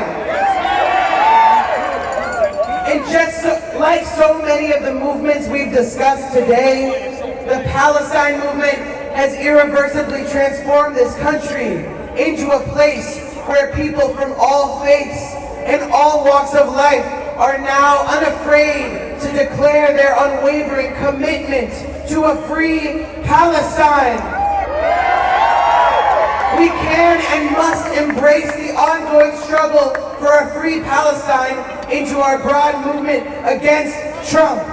Free, free Palestine! Free, free Palestine! Free, free Palestine! Free, free Palestine! Free, free Palestine! Free, free Palestine! Free, free Palestine! Free, free Palestine! If you too have been transformed by the struggle for Palestinian freedom, please join me for a commemoration of Land Day at the pedestrian bridge in Providence on Monday at 6 p.m. When we come together across all of these divisions, the divisions between the crises abroad and at home, we strike a massive blow to Trump's agenda. The next step is to make our movement impossible to ignore.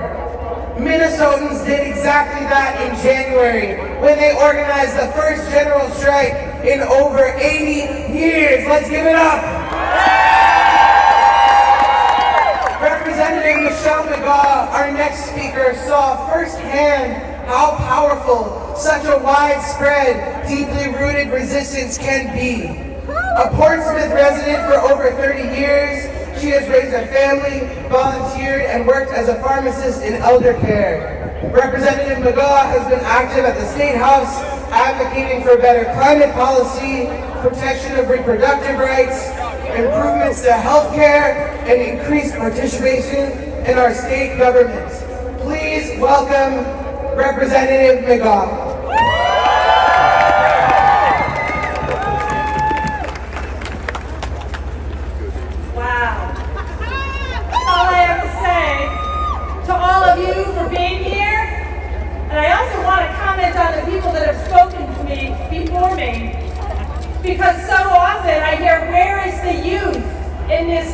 movement.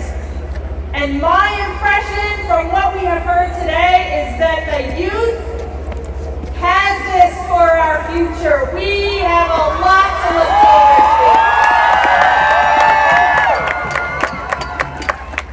So I can't tell you how glad I am to see you all here today. Your presence today, it sends a message, not just to a federal administration running amok. Your presence here today sends a message to the people of Rhode Island that they are not alone in their anger and their frustration. They're not alone in their sadness, not alone in their fears. You're telling your community and you're telling the world, we are in this together. We're not alone. Join us, because together we are stronger. This is how we build community, and this is how we build power.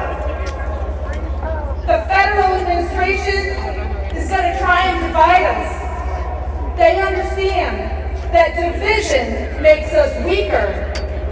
They are trying desperately to turn us against one another so that they have an easier path to whatever is next on their agenda. And so they try to bombard us with propaganda and with overreach and with outrage. And some days, I know it's hard. The unnecessary war, the moves to upend free and fair elections, the complete disregard for the U.S. Constitution, it's hard, and I get that. But we are stronger than that.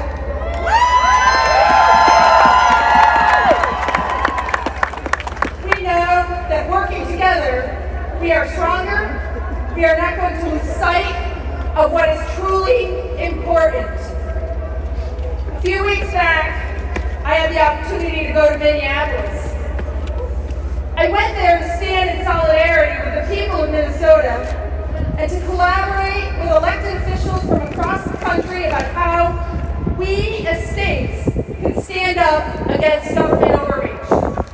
And that meeting was powerful and meaningful, and I am so grateful for the opportunity and for the people I met and for the things that I learned. And working with legislators from across the country, Rhode Island has put together a package of bills to counter the overreach of this federal administration. Just a few examples for you. House Bill 7202 was filed so that when federal officials violate our constitutional rights, we can hold them accountable in civil court. Bills like House Bill 7211, the Community Protection Act, which would unmask law enforcement and require them to display their identification. Bills like H8140 that would prohibit state and municipal law enforcement from entering into 287G agreements with ICE so that our local law enforcement can focus on community safety, the role that they were hired to do. And I am so grateful for my colleagues in the House and the Senate who are dedicated to passing legislation. But I came back from Minneapolis with something that was so much more than I expected. I came back with an understanding that the greatest tool that we have is each other. That our greatest strength is unity, compassion, and community. Yes, yes, yes! But there is no better act of resistance than standing together in peace and solidarity. Yes! Yes! People across this country are facing what should be unimaginable actions from our own federal government. But they're not shying away. They're not staying silent. They've created small groups to better identify what the people around them need. They have looked into themselves to determine what their strengths are and how they can share those strengths with those around them. It doesn't have to be a grand gesture. Moms gather outside of schools at 5 a.m. to make sure kids can get to school safely. Through small chat groups, they identify who needs food, who needs medicine, and they find a way to get those neighbors what they need. Who needs a ride to the doctor, and whose dog needs walking? They wake up at 5 or 6 o'clock in the morning, check their messages to see who needs help, and they continue to do so until they rest their eyes at night and wake up the next morning and they do it all again. The people of Minneapolis set an example for us of strength, resilience, and compassion. And I know that we have that here in Rhode Island. Yes, we do! Yes, we do! I've seen it in the people I represent. I've seen it in the community groups, in the chat groups. I've seen it in the people distributing food, in the volunteers across the state helping neighbors. That is what we need to build upon. This is how we stand up. How well do you know your neighbors? Do they have your contact information? Yes! Do you have theirs? Yes! Do they know that they can count on you? Yes! This is a call to action, to get to know them better, to make that connection if it's not there, and to build on those relationships. Today we rally, but tomorrow we're not going to let this energy fade until the next time we gather together again. We're going to continue to be there for one another. We're going to continue to be there for our children. We're going to continue to be there for our neighbors. We're going to continue to be there for the future of our democracy. I went to Minnesota to learn how to fight back. What I learned is the best tool we have is right here. That strength of community. The heart and soul of the people around us. The compassion and the willingness to speak out and to help when we are called upon. So I'm asking you today to make that commitment. Will you stand in unity in treating people with kindness? Yes! Kindness! Will you stand in unity to help your neighbors? Yes! Yes! Will you stand in unity to speak out against discrimination? Yes! Will you stand in unity to protect our democracy? Yes! Yes! Will you stand in unity to protect our constitutional rights? Yes! Because we can't have community without unity, and we need every one of you every day. Thank you.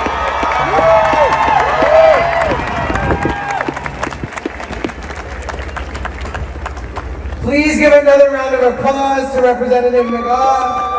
Thank you so much for bringing the spirit of Minneapolis to our stage. I know it's getting cold, but it's so important that we hear from our next speakers. We're going to talk about the labor movement, which was one of the backbones of the power that was built in Minneapolis that struck a massive blow to the deportation regime in the Twin Cities. Autumn is the political director for the Rhode Island AFL-CIO and a decades-long labor and political organizer. She leads union and legislative campaigns, serves as president of OPEIU Local 25 and the Rhode Island chapter of the Coalition for Labor Union Women. Jonathan has made a career of public service as he's worked for the Rhode Island DLT for 16 years, specializing in income support for displaced workers.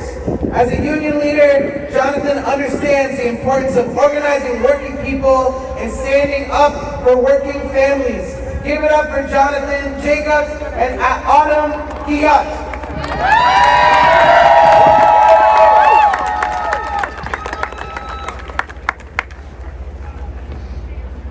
Hello, Providence. great crowd out here. My name is Jonathan Jacobs, and I am nobody special. That's not entirely true. I have a remarkably small head. It's true. I have to buy my hats in the kids section. It feels good to get that off my chest. I've never admitted that to thousands of people before. I'm a career public servant with the Rhode Island Department of Labor and Training. I am a proud union member. And I chair the Committee on Political Education for Rhode Island Employment Security Alliance Local 401 SEIU. I am on the East Providence Zoning Board. I coach a youth soccer team. I am a father of two, a son of two, and a husband of one. All right. So you're probably asking yourselves, why is this pinhead, that's a medical term by the way, why is this pinhead shouting his LinkedIn profile at us? That's a fair question. It's because each of these credentials connects me to a network, a community dedicated to a mission bigger and more important than just me and my tiny, tiny head. And that is powerful. What is power? Well, to Donald Trump, money is power, violence is power, fear is power. Donald Trump only feels powerful by disempowering others. Other people only exist to feed him power, to which he feels entitled, like a king. To him, accumulating riches is more important than your rights, your health, or your children. To him, his comfort is more important than your safety. To him, his ego is more important than your pursuit of happiness, your liberty, your life, or our Constitution. To him, there is nothing greater than him, like a king. And as Donald Trump gets richer, there are people struggling in America and beyond. They're struggling for dignity, for opportunity, for shelter, and for sustenance. Yet Trump chooses to allocate our nation's resources to terrorize vulnerable people in our own streets and bomb vulnerable people abroad. And he does so in our names, like a coward. Yeah, it's disheartening, right? I mean, what do you do when processing the morning headlines and the evening news feels like trying to empty the ocean with a teaspoon? Here's my suggestion. Be a part of something bigger than yourself. Yeah! Be a part of the democratic process. Join! Register to vote and show up to vote. Register other people to vote. If you're so inclined, run for office yourself. If not, help someone else's campaign, someone you believe in. Advocate for issues like rent stabilization or taxing the rich. Organize. Organize. Organize. Join a union if you can. Unions are democracy in the workplace. Because if you believe democracy is worth preserving, you have to be a part of it. That's the only way it works. I stand up here today with not only members of SEIU, but also with representatives of many labor organizations connected with AFL-CIO. That's right. We may different logos, wear different colors. But at the end of the day, I know that if union workers are being treated unfairly, myself and my brothers, sisters, and friends beyond the binary in SEIU will stand with them in solidarity until their grievances are redressed. And I know they will do the same for me. That's real power. I, for one, know in my lifetime I am far more likely to build a coalition to help others than I am of ever becoming a billionaire. That's why I devote my time to working in solidarity with a movement of compassion over resentment, of hope over cynicism, of love over hate. That is real power. I want you to look around you. Look around you right now. Meet the eyes of a stranger. Smile. Now you have an ally. You know you're here for the same purpose. Do you feel that? That feeling is solidarity. That is real power. Deep down, I suspect our would-be king knows his idea of power is as cheap as the spray painted sconces he tacked to the White House walls. That's why he'll say there weren't as many people here and across the country as there clearly are, raising voices in opposition to his self-serving agenda. And that's why he'll accuse those of us here of being paid actors. Let me say for the record, I wasn't paid a dime to be here today. I protest fascists for fun!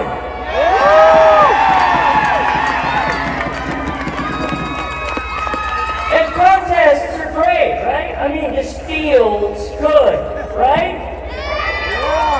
But democracy demands daily actions. We need to build a habit of democracy. Build a habit of democracy in your own lives. And set an example to inspire and build your own communities. Empower each other. But while we are here, let's have a little fun. Let's send Donald Trump a message he can't ignore. Let's let him know that we stand together united in our commitment to civil rights, human dignity, and the Constitution of the United States of America. Repeat after me. We are the people. We are the people. We have the power. We have the power. We are the people. We are the people. We have the power. We have the power. We are the people. We are the people. We have the power. We have the power. And we're not going away. Thank you. Fuck Donald Trump. Fuck Donald Trump.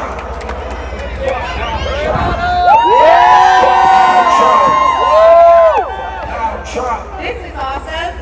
Y'all, it's cold. Get closer together. Alright, arm in arm, lift up. Sun's coming out, but we still got a little bit of a breeze in front of us here.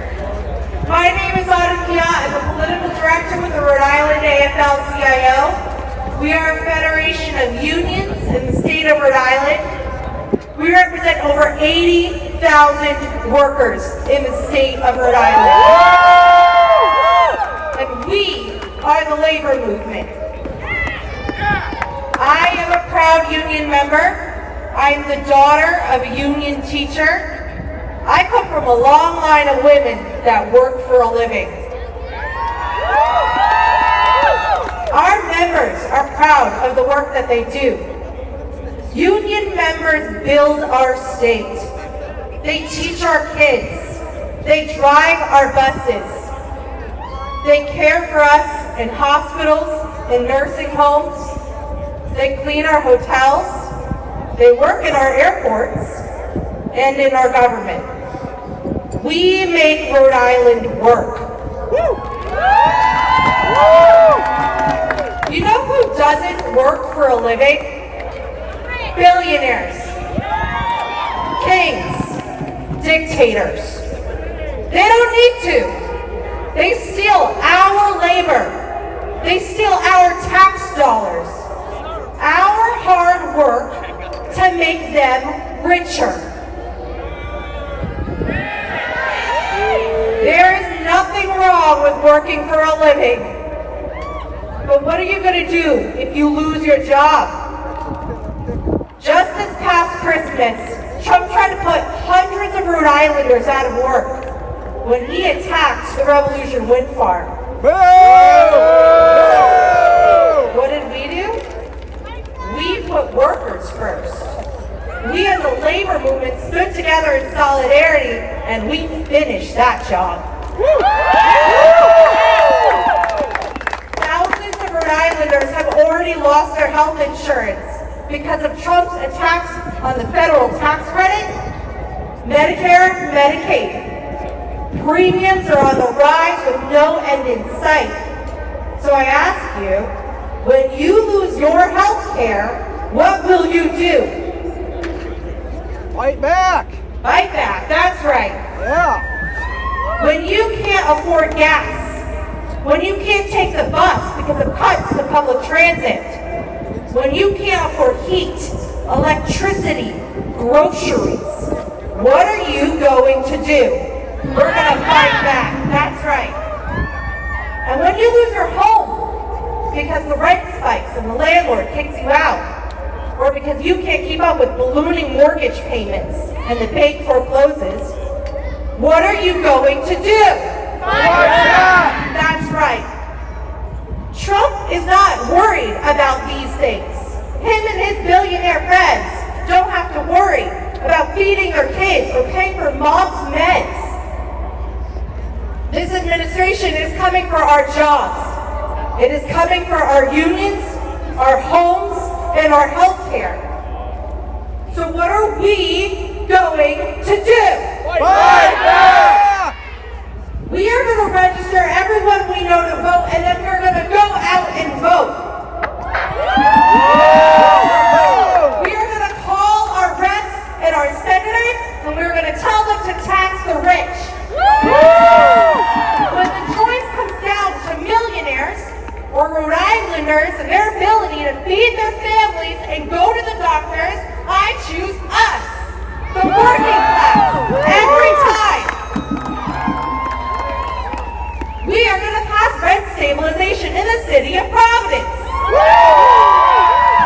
This is a city where people live, not just work. And when ICE comes for our neighbors, what are we going to do? Fight back! This is what we have always done on the picket line and here today. Because when we fight, we win! When we fight, we win! When we fight, we win! Thank you.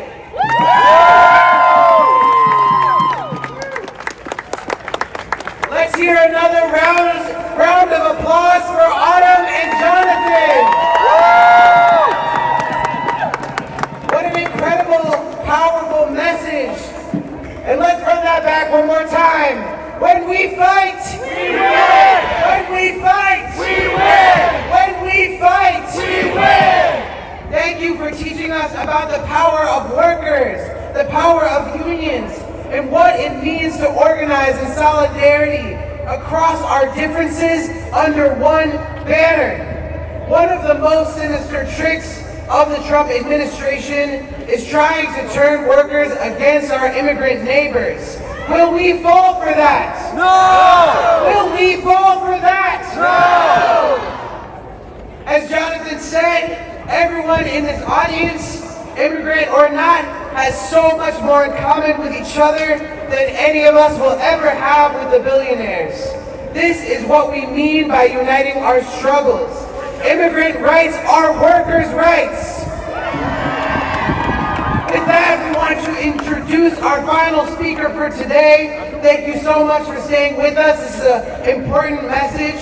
Sophia is a founding organizer with the Alliance to Mobilize Our Resistance. Give it up! AMOR is an organization that took shape to defend the Rhode Island immigrant community after Trump's election 9 years ago. And they are here to this day, still fighting back. Sophia has over 15 years of experience with immigration and anti-carceral organizing in the region. Their Black and Indigenous roots in Rhode Island ground them in this work. Please welcome Sophia.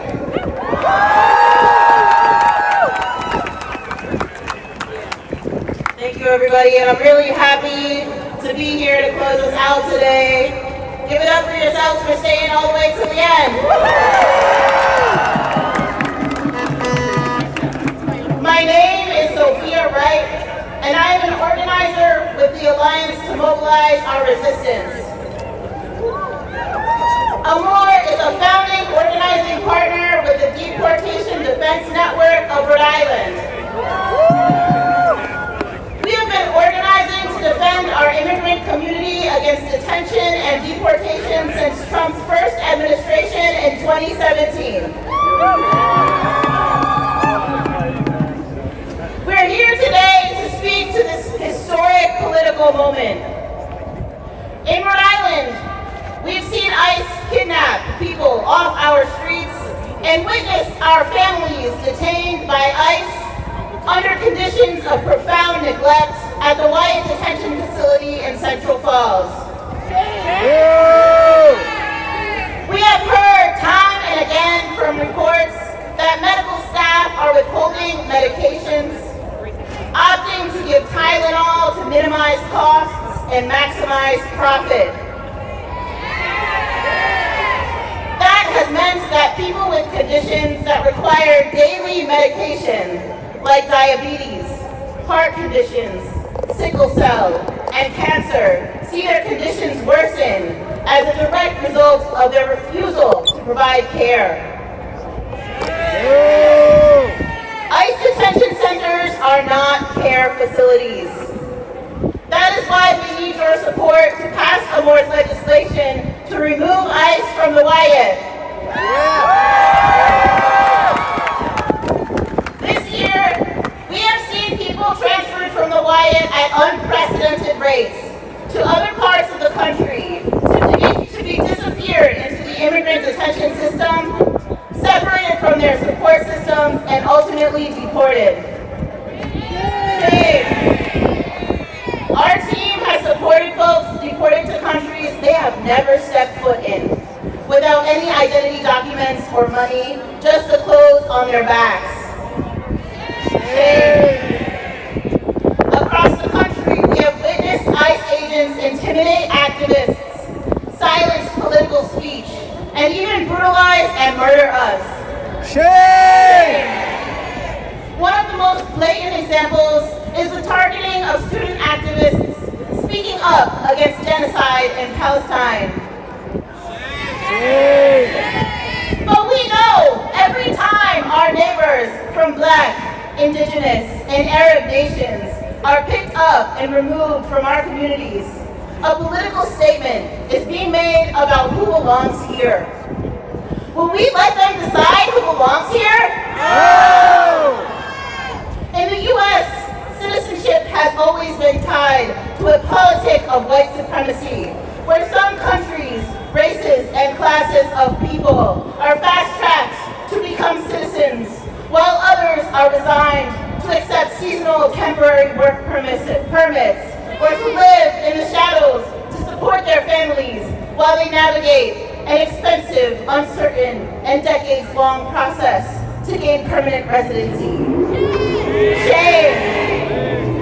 These moments of sheer brutality are opportunities for our community to demand even more than what was taken from us. Right now, we don't only need to get back what we've lost. We need to demand the world that we want to live in. That's right. A world where our value is not measured by our ability to extract profit from our bodies and the land, but rather a world where all life is honored and cared for. This community understands that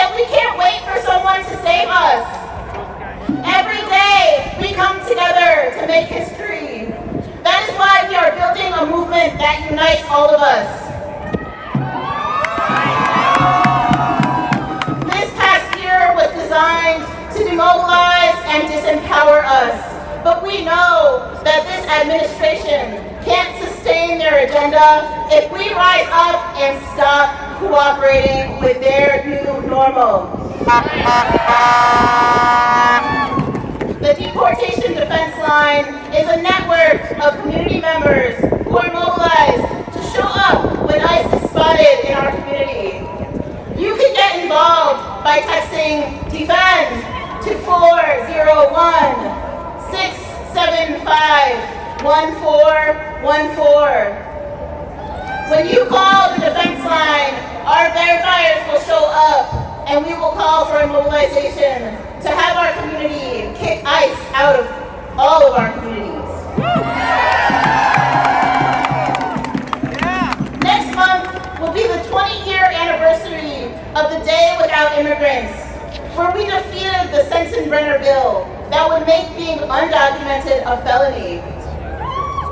In 2006, thousands of people across the country mobilized, withheld their labor, and prevented this bill from becoming law. Today, we take strength from those who came before us and commit to preparing ourselves for a general strike on May 1st. That's right. Coming to a protest is a first step to sustained organizing.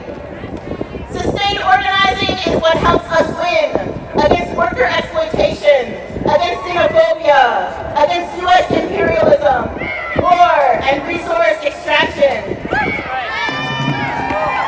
We all find ourselves here for different reasons, but we all share a common understanding.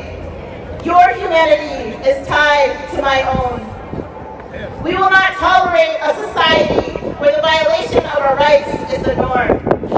We will stand up to protect our voting rights, the rights of immigrants, the sovereignty of our indigenous nations, the rights of our LGBTQ communities, our right to free speech and a free press, and our rights to a healthy climate.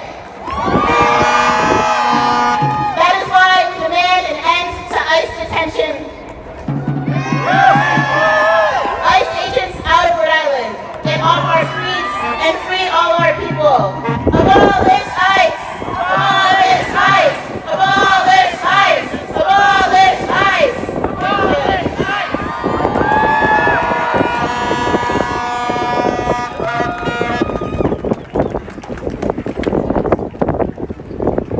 Let's give it up one more time for our fantastic final speaker, Sophia.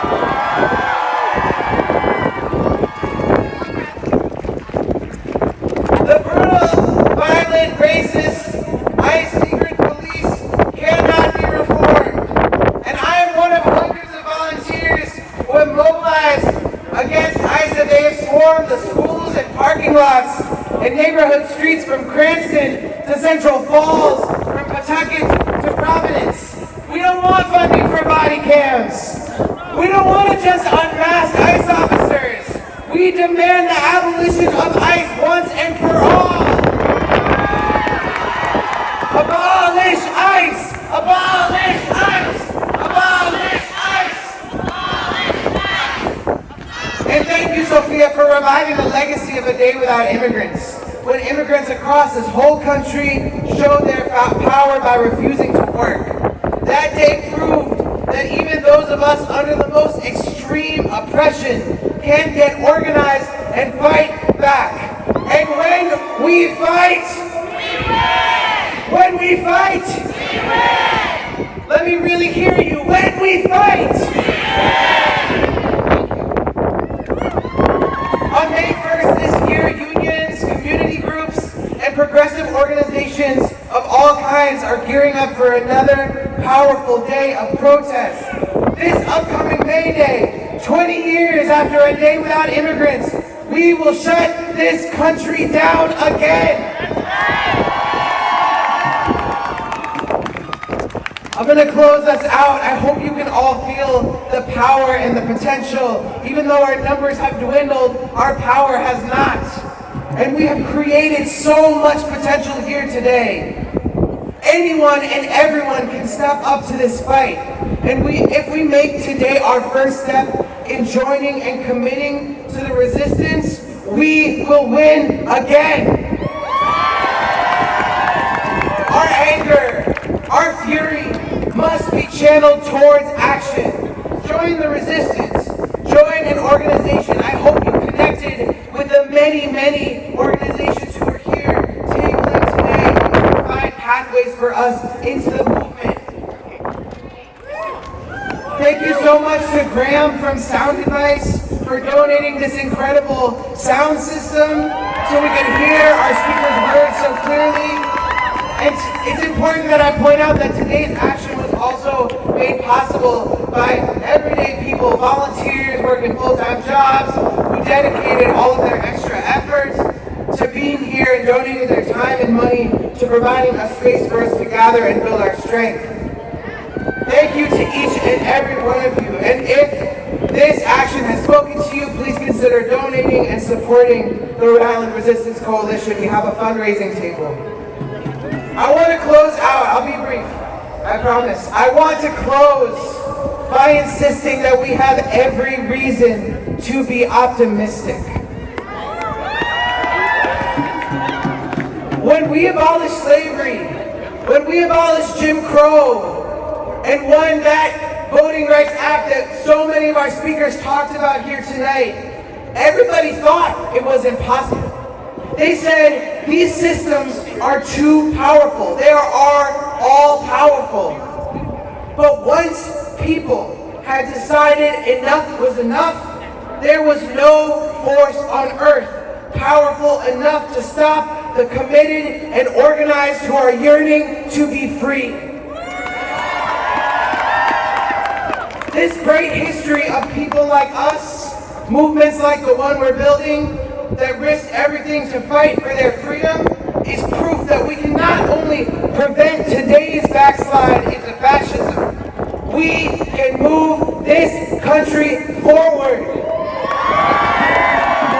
We are fighting for a future that will prevent a figure like Trump from ever rising again.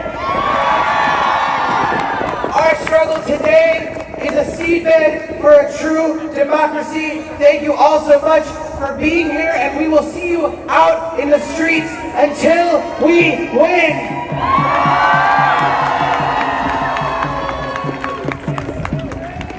And the very last word, y'all. Again, thank you to Sound Advice. Thank you to DJ Kings PVD for keeping us rocking all day long. Thank you to Sidney Darrow, the painter over there in the corner, canvassing and capturing this historic moment. Thank you to the artists. If you had a good time today, let me hear you. If you sung with the resistance choruses, let me hear you. Over here we have a QR code, y'all. The artists are what make revolution powerful. The revolution will not be televised. It will be photographed. It will be videoed. It will be painted. It will be sung about. Let's hear it for the artists who capture the moments. Yo, I want your help with this QR code because I promised the artists that usually lend their talents for free that we will do something for them. That we will try to do something revolutionary, which is to tell our artists, we value what you do. Here in the creative capital, let's give our creatives some capital. Even if it's only 100 of us here, the $10 that you usually give to your Netflix, that will be $15 by next week and $25 by next month. We're asking if you can give a portion of that to the artists who made today memorable. Again, the QR code is right there. Whatever you can give will go a long way to supporting our artists. Again, thank you all for coming out. Thank you all for showing us what Rhode Island is capable of. And we'll see you next time.